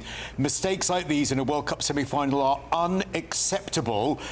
These crucial decisions were handled with unbelievable incompetence. The challenge on Anderson, how was that not given? The offside decisions, the fouls ignored. VAR had every angle, every opportunity to correct obvious errors, and they still failed. And he goes on to talk about, and I think actually, although he didn't make the best decisions, and I think it's fair to say that is an absolutely fair point. There were fouls against us by the horrific Argentinian team that were completely and utterly ignored. And the person who scored the second goal should have been off with a red card within 3 minutes of the game starting by elbowing a player in the back of the head that didn't even have the ball. Yeah, absolutely. No, you're right. Well, it's interesting to hear Tuchel say that. Right, we will reflect on that a little bit more as well as the show goes on. But let's move back to politics now, because we're going to have a new Prime Minister on Monday, and Andy Burnham has said that he will not be afraid to disagree with President Trump when he assumes this new role. In an interview with Goalhanger, Mr. Burnham, Goalhanger, it seems quite appropriate given how Andy Burnham's got his way into number 10, isn't it? Mr. Burnham added that he would try to meet him where he's at and still respect the office. Have a listen. Firstly, obviously, our relationship with America is hugely important. How are you going to deal with Donald Trump? Maybe in a similar way to the way I've just described. I'll just meet him where he's at, and I like to think I've got some personality myself, and I'll just I'll deal with him very upfront in the same way I think he likes people to deal with him. He described Manchester as some town when he was referring to my position, and I might have to you know what Manx are like, Gary. That won't have gone down fantastically well in the city I used to represent. Have you spoken to him yet at all? No, not yet. So that will come in the next few days. But yeah, it's about being yourself, isn't it? It's about respecting the office, the relationship, the UK-US relationship, but, you know, where you disagree, do it, but do it in a way that is kind of meeting him where he's at. I sense it'll be a bit of a challenge. Well, that is interesting. I hadn't seen that until now. When President Trump talks about Manchester being a little town, that was in answer to my question. Let's have a quick look at what he said to me just a couple of weeks ago. You mentioned that our Prime Minister has got one foot out the door, the new guys coming in, Andy Burnham. What do you know about him, Mr. President, and what does he need to do to improve the relationship? I don't know anything. I see that he was, I guess, the mayor of a town. I hear he's extremely liberal. Extremely liberal. I have said all along that I think they will actually get on okay, these two, for various reasons, not least the fact that they are both a little bit anti-establishment. But I get criticised when I say that about Andy Burnham, because people tell me he's establishment through and through. Let's get the opinion of journalist and broadcaster Jonathan Liss on this. Good evening, Jonathan. So Andy Burnham has responded to how he will get on with President Trump. What did you make of his answer there, Jonathan? Well, it was pretty diplomatic, wasn't it? He wasn't going to, say that he's going to do a love, actually. Obviously, Burnham and Trump are very, very different people. Burnham's obviously very different from Starmer as well. I don't think Burnham's going to be... I was trying to find a polite way of putting his tongue anywhere near Trump, if I can put it like that. He's not going to be sucking up to Trump. I think that's actually going to go down very well with the British people, because if you recall, Bev, the most popular thing that that Starmer ever did was to stand up to Trump over Iran and say that actually Britain is not going to get involved in this disastrous illegal war. And that was very, very popular in Britain, and that remains immensely to Starmer's credit, because he faced an extraordinary amount of pushback and pressure from people on this channel and in the Conservative Party and Reform, who subsequently had to eat their words when Starmer was absolutely vindicated by that decision. So I think that Burnham will, obviously, we have important. We have been more involved in that war than people realise, actually, behind the scenes. I've been understanding here that the UK has been involved in the Iran war, with the number of sorties that have taken off from the UK in a way that we're maybe not entirely aware of. But as you say, knowing the feeling of the country, maybe, Starmer has not made that public. At least he's played it to his advantage. Now, we've got Andy Burnham going in on Monday, Jonathan, being parachuted into this job with about 25,000 people voting for him in the constituency of Makerfield.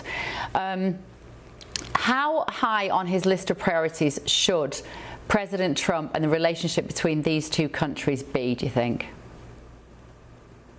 Look, Bev, everyone must accept that the United States remains a critical partner for the United Kingdom. That doesn't mean that the United States is going to be acting in our interests all the time.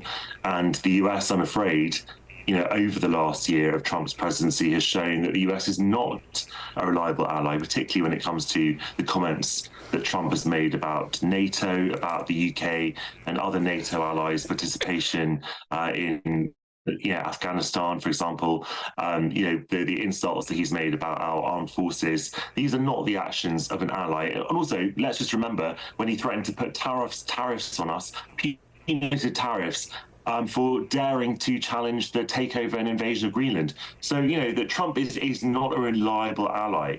So I would expect, in a way, or I would hope, is that Burnham approaches the relationship in a pragmatic way, not in any kind of historical, slavish, sycophantic way, but rather like Angela Merkel said in 2017 when Trump began the first time, when she said, we approach this relationship on the principle of shared values. That is the basis on which we can build a relationship. If Trump talks to Burnham about things that we can all agree on, about things that are in both our interests, then that is where we can have a good and healthy relationship. But if he's just going to be, sort of showboating, threatening us, punishing us, that I don't think is going to be helpful. I don't think Burnham's going to stand for that in the way that Starmer would have. He loves his country, President Trump. He loves the UK, and he has so wants us to do well as a country. And when you talk about the fact that they need to work out what their shared values are, I find it very hard to see what values we share with America in terms of the ideology of our two governments at the moment. I think the British people share the values of President Trump largely, but I struggle to see where Keir Starmer ever had anything in common with Trump ideologically. What do you think? Tell me what our shared values are. I don't know, is the honest truth, because you see just Trump today, putting his face on the one. Look, this is, I don't know, this is the road we want to go down. Putting your face on a coin isn't a value. That isn't a value system. No. I completely agree with you. Like, you're saying that we don't think that we have a lot of shared values, and I agree with you, actually. I don't think that the British people, or certainly the British government, will have a lot of shared values with the US government. And I'm intrigued when you say the British people do share values with Trump, because Trump is extremely unpopular, far more unpopular than I think, certainly than Burnham, probably more, I think even more unpopular than Starmer is, actually. British people hate Trump, just like most people around the world hate Trump. That's why Trump has been kryptonite in elections in Canada, in Australia, in Denmark. People have rejected categorically the contenders who have been seen to ally with Trump. They don't want Trump, they don't want Trump's kind of minions. Why is that? But why is that? Why is that? It is because every single depiction of President Trump, every single depiction of President Trump in the British media, almost across the board, is about him and his personality and his style of delivery and his braggadocious exaggerating, his hyperbole. It sits horribly with the British Reserve. People don't like that. But when you say to British people, you do know he's actually closed off the border, so they have pretty much zero illegal migration, don't you? And then people go, oh, I'd like that if we had that. Oh, really? Because that's what he's done, and bringing down crime. You'd like that? Yeah. Oh, well, that's what he's done. The difference, hang on, don't just say Bev. The difference between what he's doing and who he is never explained to the British people. And then you see the inbox here, when people who are paying attention want more of what he's doing here. They don't necessarily like his delivery. Why? Because people like Gary Lineker and Andy Burnham sit there, and as soon as they say Trump, they sort of laugh and go, oh yeah, you're going to have to deal with him, aren't you?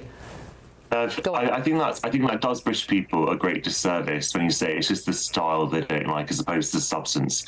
When you look at the Trump's refugee policy, if you didn't talk about the border, talk about Trump's refugee policy. Who are the refugees? The only refugees that Trump is letting in are white South Afrikaners. That, to my mind, is just naked racism. Do you think the British people approve of Trump's naked racism with the things he says about Somalis? They should go back home. The policy that he sort of wants to ban Muslims from coming to the United States. Do you think the British people support those values? Do you think the British people support the naked, rampant corruption that is just completely in people's faces about the Trump family, that his sons, profiting billions of dollars from inside deals, or the massive insider trading that's taken place whenever Trump has made an announcement about oil or the Iran war? Do you think the British people share those values? Or the fact that Trump tried to steal the election 6 years ago? And by the way, in those days, you were fully against Trump, and you couldn't believe what you were seeing, just like the rest of us. I think the British people support coups. The British people don't like Trump, not because he's braggadocious, as you say, or arrogant, or pompous, or entitled, or narcissistic, because they don't like his politics. They don't like who he is. They don't like what he represents. That is why they loathe him, and that is why Burnham is going to approach this with extreme caution, because he knows it's not in his interest to suck up to Trump. It was universally unpopular in Britain. And they will almost never get to hear anything about those policies because the British media is obsessed with his personality and somehow psychoanalyzing him, as you have just done. Jonathan, always appreciate your forthright contributions. Good to see you, my friend. Take care. Jonathan List there this evening. Right, still to come this evening on The Late Show Live, President Trump has just made a major move to defy the Department of Homeland Security when it comes to immigration and customs enforcement agents. It's now raising serious questions for Britain. This is The Late Show Live, only on GB News. Let's have a quick look at the weather.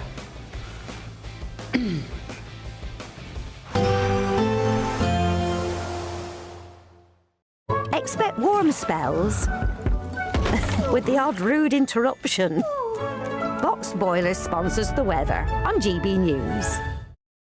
Good morning. This is your GB News weather update from the Met Office. Now, for many, it is going to be another fine and rather sunny day with most of the low cloud that's around at the moment burning away. It may take a little while, but through the morning, across central and even eastern parts, we're going to see a lot of that low cloud clearing away. It will just be some North Sea coastal parts, particularly towards the northeast, where it may be a bit more stubborn and could linger through much of the day. Otherwise then, lots of sunshine, and in that sunshine, similar to recent days really, temperatures are going to rise. We're looking at most places getting into the low to mid 20s. Some places, perhaps towards the south, could get 30 Celsius again, so feeling pretty hot here. Into this evening, and it's worth bearing in mind there could be 1 or 2 showers around, most likely towards the southwest, but whether or not they develop, a bit uncertain at the moment, and even if they do, they should be pretty isolated. Across the southeast it's looking dry, similar across many central and northern parts of England and much of Wales. A fine end to the day across Northern Ireland, a bit more cloud for some northeastern coastal parts of England and across large chunks of Scotland, especially towards the east where the cloud's going to be thicker, but generally it is going to be dry. Then overnight, similar to recent nights, a lot of that low cloud that's around the northeast is going to spread a bit further west and southwestwards, but immediate western and southern parts should stay largely clear, and it is again going to be another largely warm night. A bit fresher towards the northeast perhaps, and a few spots of rain can't be ruled out where the cloud's thick enough, particularly over some northern and eastern parts of Scotland. We will then see a few outbreaks of rain continuing for northern Scotland through tomorrow morning. A few possible around some eastern coastal parts, but generally it is going to be dry. Lots of sunshine again developing for most of us, with most of that low cloud burning back to those eastern coasts. And once more, it is still going to be pretty hot, but temperatures, if anything, down a degree or so to today. Bye-bye. Expect warm spells with the odd rude interruption. Box Boilers sponsors the weather on GB News. Here at GB News, we made a promise to tell your stories. And on the 6th of August, we're marking 5 years of doing exactly that. Celebrate with us by having your say. Join in the debates live on TV and radio. And meeting your favourite presenters across the country, from Leeds to Aberdeen, from Belfast to Barry Island. Plus, join me in Essex for our biggest live show of the year. Scan the QR code or visit gbnews.com/celebrate. Terms and conditions apply.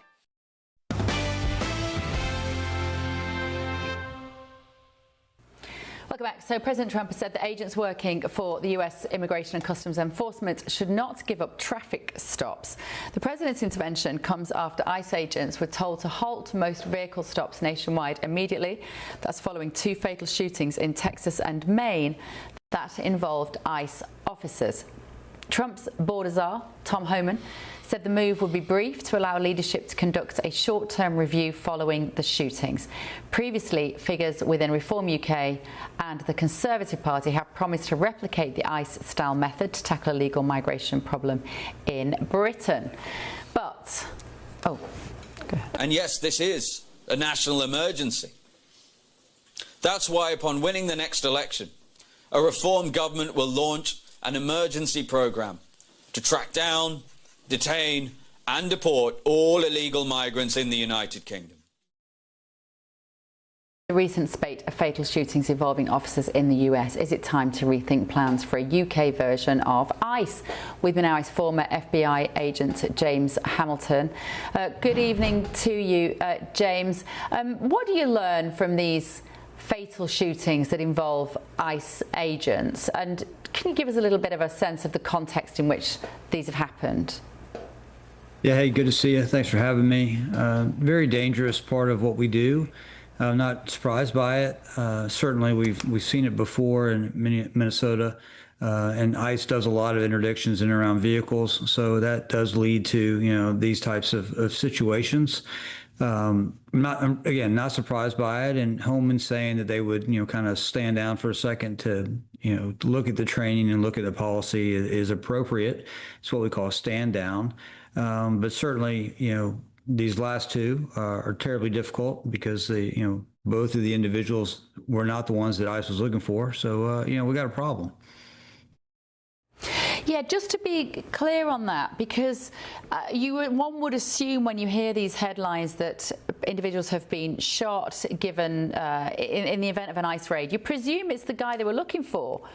But actually they weren't. So what's happening here, James? Is it people coming to the aid of those who are being sought by the agents? No, it's like wrong place, wrong time type of a situation in these last two. You know, they were in the area and matched the description, white van, just happened to be the wrong white van. The challenge we have here is that we need full transparency. We need, and you're hearing this a lot in the American press about the fact that they weren't wearing body cameras, which could, shed some light on what actually happened. But certainly we need clarity, and we need like a full investigation so that, everything is out there. Nothing good for the rule of law happens if there's not a full accountability of what happened. If the officer was right, fine. If he wasn't right, he needs to be held accountable. That's our system. We're looking at people here protesting on the streets against these immigration and customs agents who are removing people who are here illegally, don't have a right to remain. The White House have been at pains to say that the people that they take in for assessment, if they have a strong enough case to remain, they are allowed to do so, and that 75% roughly of those who they do kick out of the country ultimately have got a criminal record. That's sort of falling through the gaps, though, James, in terms of people's understanding of this situation, I think. And maybe these individuals we're looking at here are quite happy with people being in the country who've committed crimes and are here illegally. How do you ever square this very tricky circle? Yeah, I'm fortunate as a law enforcement officer to not, have to kind of wade into those waters, if you will. That's something for politicians to do, but you nailed it. A lot of the people you're showing, they don't like what's happening. They don't want enforcement. They don't want individuals, they do not want this ICE, situation, and they're quite vocal about it. But unfortunately, these operations and, going and getting people who are here illegally is not easy. And it's very, very difficult and hard work. And yeah, they don't want to be doing traffic stops, but sometimes the guy gets in a car and they need to grab him. And, these things happen. But unfortunately, the narrative gets painted, where, like I was saying earlier, we really need some clarity as to what happened, full accountability, put it all out there so that, these people can understand that, that there is accountability on both sides. I think that's the key. If the subject did something wrong, accountability, and clearly if the officer did something wrong, we need to have accountability. And James, I don't know whether you're aware of the very high-profile case in the UK we've just had recently of a former MP, Anne Widdecombe, who was murdered in her home in her 70s, a kind of controversial and divisive figure in the UK, very much a conservative, small c and formerly capital C conservative, although she joined Nigel Farage's Reform Party recently. The investigation is still ongoing to ascertain the political intent, but we know that here in the US as well there is going to be a renewed focus on what the government here are describing as far left terrorism. Does that make sense to you as a concept, and is it something that you think we need to understand in more detail?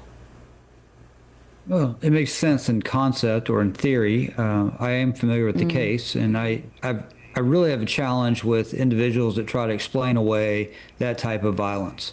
So you'll hear things, that somehow justify that it's okay to break into someone's house, a 7-year-old woman, and kill her. That's a problem. I don't care right, left, center, where you are. If you think it's okay to go in someone's home and just murder them because you don't like what they stand for, then we have a real problem, to enforce the rule of law in the UK and in the US, because we see the same stuff here. Yeah, absolutely. Thank you, James. Fascinating. Former FBI agent there, James Hamilton. Thank you for joining us. Our viewers are very busy tonight. Sudo has said when Obama was in power, he deported double the amount that Trump has done. He had over 50 fatalities in custody. An ICE agent shot through a car window over 15 times. He gave the same guy running it now a medal. What do you make of that, Richard Goodstein? So Obama did deport a lot more people. Here's what you didn't see once when Obama was in office. You didn't see look at these two incidents that just happened within the past week. The one in Houston, this man had been in the country for, I think, 27 years, had a family here. He was driving to work. And the one in Maine also, this is a family man. He was driving to work early in the morning. It is not a capital offense. You do not kill someone in the United States. Let's assume the worst, that they understood English, they may not have, and that when somebody said to stop, they drove off. That is not a capital offense. You do not shoot somebody for doing that, and that's why Trump has lost ground. Yes, people support the fact that he's sealed the border, but they're quite against, and more, it started in Minneapolis, and we're now seeing it now. It's going to hurt Susan Collins, a senator running for re-election in Maine, and it may help hurt the Republican Senate candidate in Texas, because the public is nauseated at the prospect that these unmarked vans plow into a car that they suspect has somebody they want to get, and then they shoot through a window. That's not the American way. Has nothing to do with getting the worst of the worst. That's people who are untrained, who are hotheads, probably racists, and these people are now dead. That's backfiring. And if the worst thing that Nigel Farage could do would take a page out of that book, it would get him down a bad path. Hillary, the idea that they're probably racists and they're hotheads, that feels like quite a generalization. Yeah, I think that's a sweeping generalization, and I just want to get absolutely crystal clear here on the facts. I think a lot of it is, what are these ICE agents actually going through? Let me give you the actual numbers and the total facts. Sorry, I have to look at this and read this to you. President Clinton, he deported 12.5 million deportations. Ready? How many protests? 0, right? President W. Bush, 10.3 million deportations, 0 protests. Now to President Obama, and Richard mentioned that he had more deportations. Ready for this? 5.2 million deportations. How many protests? 0. President Trump, after all that I've just said, after how many of those millions? 1.5 million deportations, so way less than even half, more like less than a quarter of those of President Obama. And how many protests? Ready? Remember those last 3 presidents, 0 protests. President Obama, 365 protests. President Trump. As to, sorry, did I say Obama? Sorry, I'm so angry about this. President Trump, 365 protests, with less than a quarter of the deportations of President Obama. Now, let's think about those ICE agents with all those protests every single day. They're being doxxed, their families are being doxxed, what's happened to them and what they're going through. Now, to Richard's point, yes, they shouldn't have to shoot at anybody, but you shouldn't be pulling away. If you haven't committed a crime, every single person in America knows that when a police officer comes and tells you to wind down your window, if you don't understand the language, if you were in a foreign country, if an officer came over to you and told you to stop and came to you, you'd immediately stop. In an unmarked van and a mask, you don't even know who this person is. They may be looking to kidnap you. That's the problem, Hillary. These ICE people are out of control. They're unmarked vans. They don't have markings in many cases, and you come up and somebody knocks on your door and says, "Get out." Why would you possibly do what they're doing? And incidentally, police run into people all the time in this country who they try to pull over and they pull away. That is not a capital offense. Whether they did something wrong or not, that you don't shoot and kill somebody for doing that. That's why there's protests. I guess the thing is, we don't know the detail. We don't know the details. We don't know, was a gun drawn on the ICE agents? No. It's too easy to assume. We would know at this point if there had been. Trust me, if there was one thing we'd know, it would be that, and we haven't heard that. But we didn't get the full story with Nicole Good and the guy that also got shot in Minnesota. Renee Good, yeah. Renee Good, sorry. And Renee Nicole Good, I think it was, wasn't it? And also the guy, do you remember his name? Alex Preddy. Alex Preddy, thank you. Sorry, we do know. There was an autopsy done of Renee Good. The shots that killed her were shot from the side. Cars do not move sideways. Okay? That officer was not at risk by moving a car, because cars don't move sideways. That's where she was shot. I'm sorry. That's why there's these protests. You might not like it. But I know you want this to succeed. I do. But that's not the way to do it. Stepping on the gas. But she put her foot on the gas. But also, I think to Hillary's first point is, why was she there in the first place? Because these people were not on the streets, Louise, come in on this. These people were not on the streets blocking the work when Obama was in office, or Clinton, or Biden. Because it's Trump, or Bush. Because it's Trump, they feel they have to signal their virtue and be there with their pink hair and their nose rings. Exactly. And it's a ridiculous way to spend your days, is trying to protect people who are in this country illegally committing crime, isn't it? I totally agree that it is, and I agree with Hillary that these protests are in many ways politically motivated. But on the one hand, we can't say we support free speech, isn't free speech great, and then deny people the right to protest, even to protest stupidly. And I would throw it back to you a little bit. We've just been given these statistics of how Obama, Clinton, W. Bush, all of them managed far, far more deportations than Donald Trump did. Now, we could present that as bad, so why are they protesting Trump? I would say to you, these heavy-handed tactics by the ICE agents are obviously not working. They're obviously counterproductive.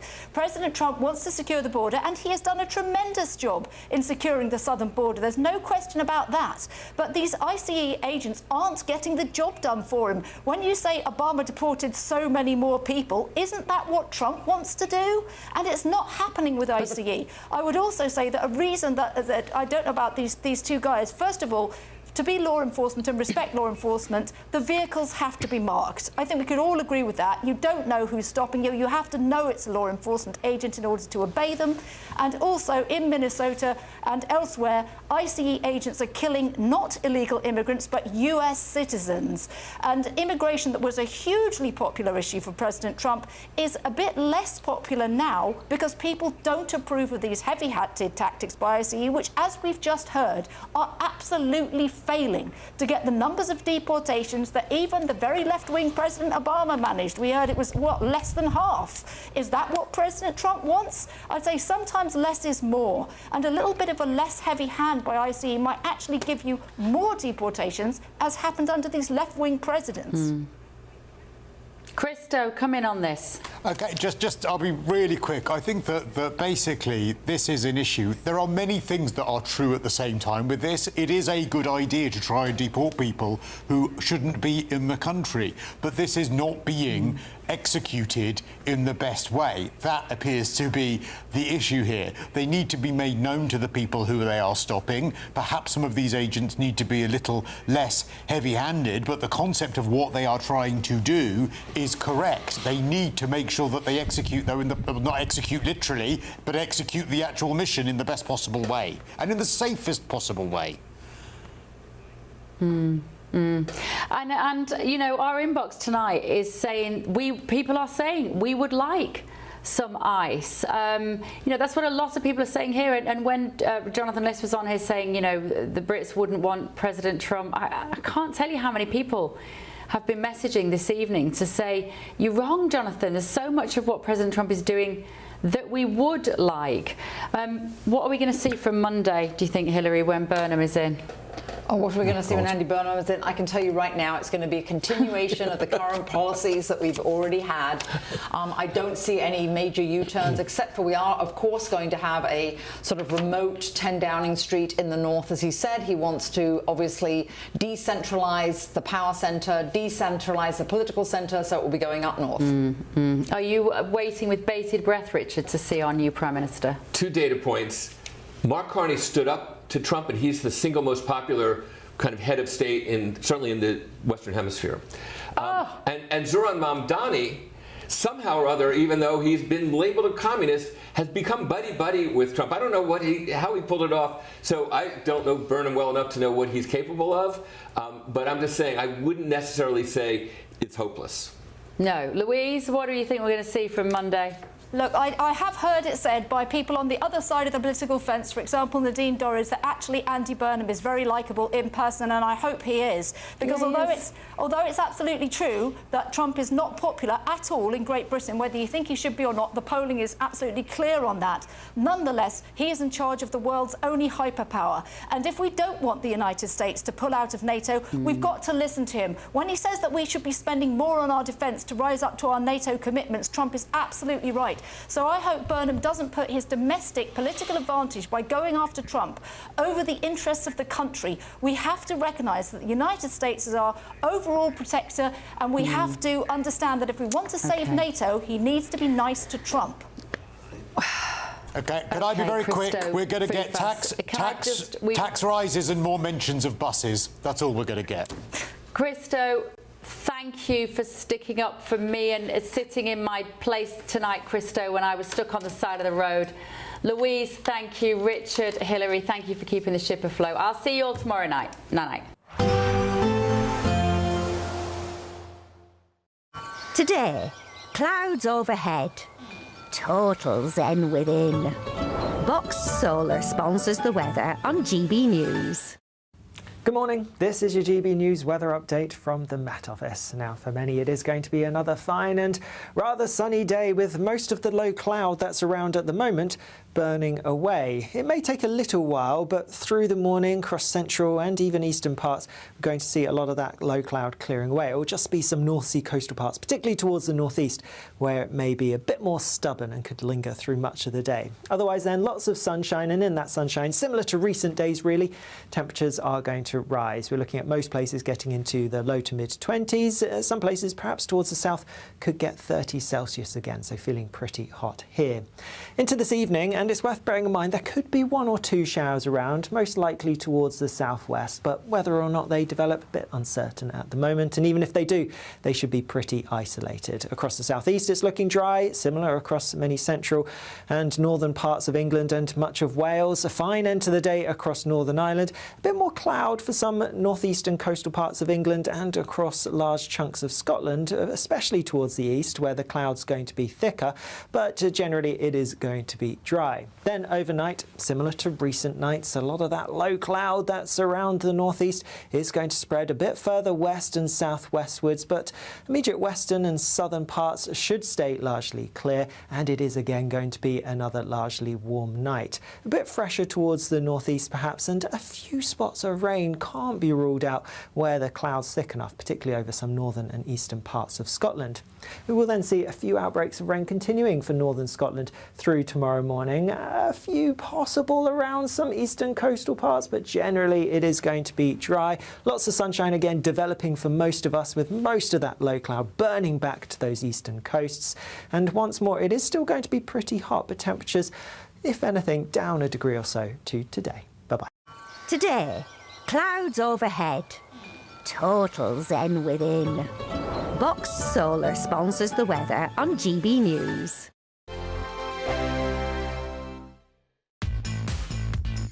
5 hosts, 5 opinions, 5 fearless debates, 5 unfiltered takes on the day's news. 5 reasons not to be anywhere else on Saturday night.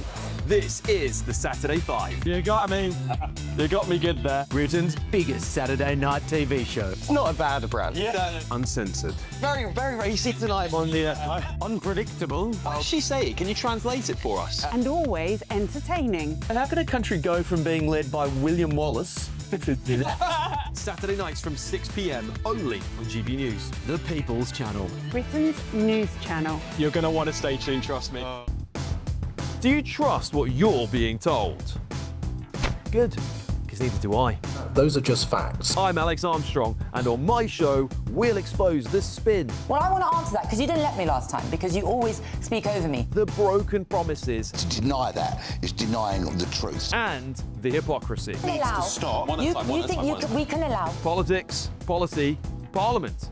Nothing is off limits. No sugarcoating, no fear of offence, just the truth laid bare. Tune in every Saturday and Sunday at 9 p.m. for Alex Armstrong Tonight, only on GB News, Britain's news channel. Join me, Nana Akweer, for an informative, interactive news programme with a difference. It's fun. No, he didn't say that, though. I'm so surprised. I think there's an element of truth to that. Join me from 3 p.m. every weekend, only on GB News, Britain's news channel. Westminster's full of talk, but out here, it's the real world. Am I allowed to talk now? No, that's it. This is where it matters, real people and real lives. That's what politics is all about. In fact, has Trump made a good start? No. Straight answers, no spin, and just a couple of pints. How many fingers have I got up? About 10. So join me for Lee Anderson's Real World every Friday at 7 p.m. only on GB News. The People's Channel, Britain's news channel. Breaking news, live updates, stories that matter. From the heart of the GB newsroom to every corner of Britain, with our team of dedicated journalists across the UK. GB News bulletins are there to deliver the latest news that matters to you. Bulletins on GB News, the People's Channel, Britain's news channel. Here at GB News, we made a promise to tell your stories. And on the 6th of August, we're marking 5 years of doing exactly that. Celebrate with us by having your say. Join in the debates live on TV and radio.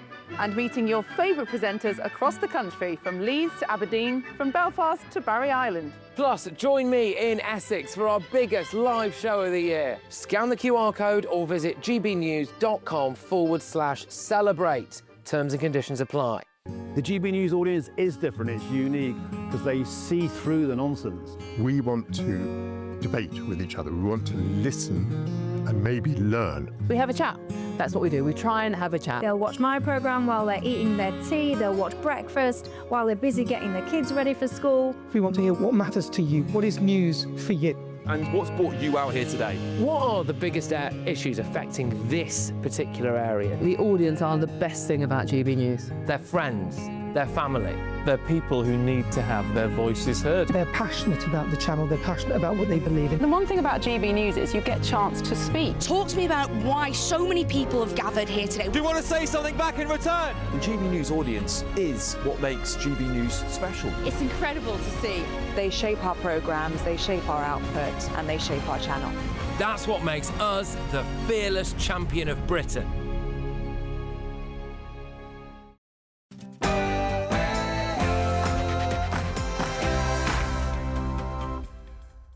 It's 9 p.m. I'm Patrick Christys. Tonight.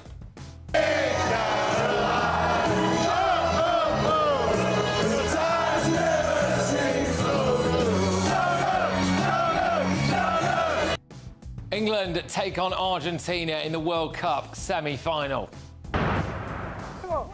Shortly afterwards, the Argentine forces there surrendered to British forces. Rejoice at that news and congratulate our forces and the Marines. Come on, England. It's 0-0 at half-time. I think we can do it. In other news... Goodbye.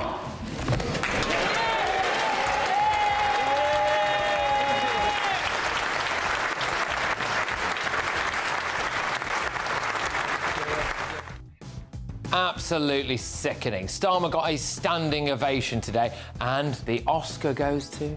Can do this. Can I thank my right honourable and very dear friend? And she wasn't the only one blubbing, not for the first time. Rachel Reeves has a breakdown in the House of Commons. Also tonight... Reform win the next general election. As Home Secretary, I will ensure that all members of Parliament, of all parties, are provided with round-the-clock protection. Zia Youssef says reform would give all MPs 24-hour security, and 3 illegal migrants have been sentenced to more than 70 years in prison for the brutal rape of a vulnerable woman. And... A rally at the Central Hall, Westminster, of the National Federation of Old Age Pensions Associations draws a crowd of 4,000 old people. Labour are set to raise the pension age and might scrap the triple lock. On my panel tonight, we have got broadcaster and journalist Linda Jubilee, Reform councillor Jamie McIver and journalist Nina Mishkov. And it's a bad day for virtue-signalling woke politicians. Margaret Caharlick agus Majin Mai Privara, and it's unfortunate that we can't use our own language in this committee. You can, yeah. Pardon? You can. Ah, okay. Well, we didn't know. Sorry. So I'll continue in English, but because I wasn't prepared. Oh, funny that, isn't it? Oh, right. It's almost like as if you really know the language, then you would just be able to speak it. Anyway, get ready, Britain. Here we go.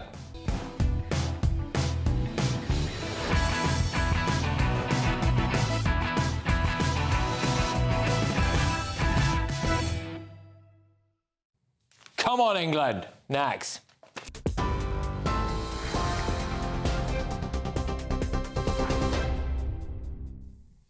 Very good evening to you. Back to Patrick shortly. First, though, one story in town tonight. England's World Cup semi-final with Argentina, and we are still waiting for the first moment of magic tonight. The rivals locked in a tense but goalless battle at half-time. In fact, it is the first World Cup match on record not to see a single shot in the first 30 minutes. This, though, is the scene tonight. Two football nations thousands of miles apart. First here to Buenos Aires, where Argentina fans are packed together hoping that Lionel Messi can deliver one more moment on the biggest stage in football. Back home, meanwhile, pubs, bars and fan zones packed out in London here. England supporters are watching and waiting, willing on the Three Lions into what could be their first Men's World Cup final since 1966.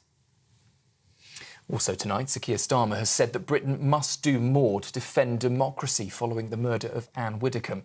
The Prime Minister paid tribute today to the former Conservative minister and later Reform spokeswoman during what was his final appearance at Prime Minister's Questions. But I must start by saying I'm truly horrified by the murder of Anne Widdecombe. Yeah. She was a distinguished politician with deep convictions, whose vivid and fearless character captured the public imagination. My heartfelt condolences go out to all of her friends and all of her loved ones. Leader of the opposition, Kemi Badenoch, also described Anne Widdecombe as a woman of high principle, adding that she had a wicked sense of humour. A lot has been said about how she died. I want to focus on celebrating the life she lived. She was a woman of high principle, profound beliefs with a wicked sense of humour. A wonderful combination of being a serious person who did not take herself too seriously. That comes as a man has been arrested today on suspicion of sending threatening communications after an alleged social media threat to shoot Reform UK leader Nigel Farage. The post was reportedly made in May when Mr Farage was still the MP for Clacton. The Met Police have not named him but say the case relates to a social media post reported to officers earlier this year. The suspect, who is in his 20s, was arrested at an address in South London. It has now been bailed pending further inquiries. Reform UK today also claimed that all MPs should receive round-the-clock protection after counter-terrorism police said that Anne Widdecombe was killed in a targeted attack. Zia Youssef, the party's chairman, said that Britain must now ask why serving MPs still lack the security that they need. Counter-terrorism police are investigating her murder as a suspected act of terrorism. And I can tell you about the climate in which she was killed. A relentless narrative from politicians and the media that Reform UK is a threat to be urgently stopped. A narrative so relentless it constitutes incitement. And why are we targeted like this? Because we say things that are unfashionable among many in Westminster, but are popular in the country at large. And 3 asylum seekers convicted over the extreme rape of a woman on Brighton Beach have been jailed for a total of 78 years. Egyptian national Ibrahim al-Sheikh and Iranian national Abdullah Ahmadi were found guilty of raping the woman in the early hours of October the 4th last year. A third man, Egyptian national Karim al-Danasert, was convicted of all 4 counts as a secondary party after encouraging the attack and filming it. Al-Sheikh and Ahmadi were jailed each for 27 years, while al-Danasert was sentenced to 24 years and 6 months. Those are tonight's headlines. More now with Patrick. You can now watch GB News live across the United States of America and the world on Truth Plus. Scan the QR code to find out more or visit gbnews.com/truth.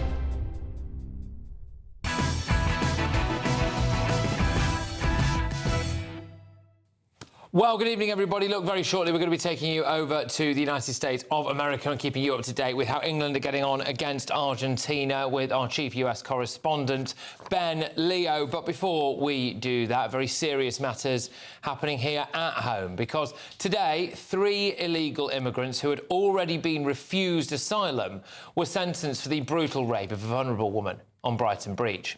Ibrahim al-Sheikh, 26, an Egyptian national, jailed for 27 years for 2 counts of rape. Abdullah Ahmadi, 26, an Iranian national, jailed for 27 years for 2 counts of rape. Karine al-Danassor, 21, an Egyptian national, jailed for 24 years and 6 months for 4 counts of rape as a secondary party for encouraging and filming the attack. Now, they were put up at this taxpayer-funded hotel.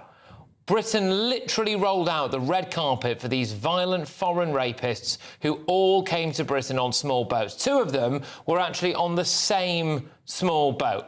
2 horrific rapists came together on one boat. And al-Danassor was the grinning monster who smirked on his way into court. I mean, good grief, look at the state of that. He was emotionless today as he was sentenced. He was asked in court if he knew the difference between rape and sex, and he said, rape is sex. So there you go. They've got long sentences, but they should never have been here in the first place. And as well, I should just remind you that the evening of this attack, they went back to their taxpayer-funded hotel and they filmed themselves on Snapchat having a barbecue and smoking what, to me, did not appear to be tobacco. And I bet you they won't be deported for years, if ever. Today's sentences follow a report that we actually covered yesterday, where illegal male migrants who are living in a detention centre in Scotland have been seen peering into female illegal migrants' bedroom windows. Now, the women at that camp have to be escorted around by security because of men like that. Now, these are the kind of men who we are bringing into Britain. They are breaking into Britain. And they have been for years. And what has been this government's response? Well, they've decided to open more asylum centres in small rural British villages like Linton-on-Ouse or Piddington, which have a population of just a few hundred people. In fact, I'm pretty sure in Piddington it's not even 200 people. And these illegals will be allowed to roam free. And it will just be men at these sites.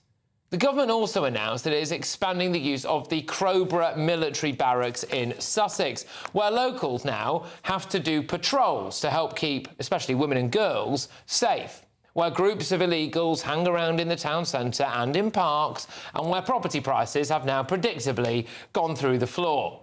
Tomorrow, I will actually be doing a special report from Crowborough all day, starting at 9 a.m, and then doing my show live from there, 9 to 11 p.m, to highlight the issues faced by locals as a result of our open border madness, and also as well, I think, to highlight the fact that we are now going to, tragically, see a lot more of this in many more areas in the UK. And how many more people have to suffer before we get a grip? Let's get thoughts from our panel this evening.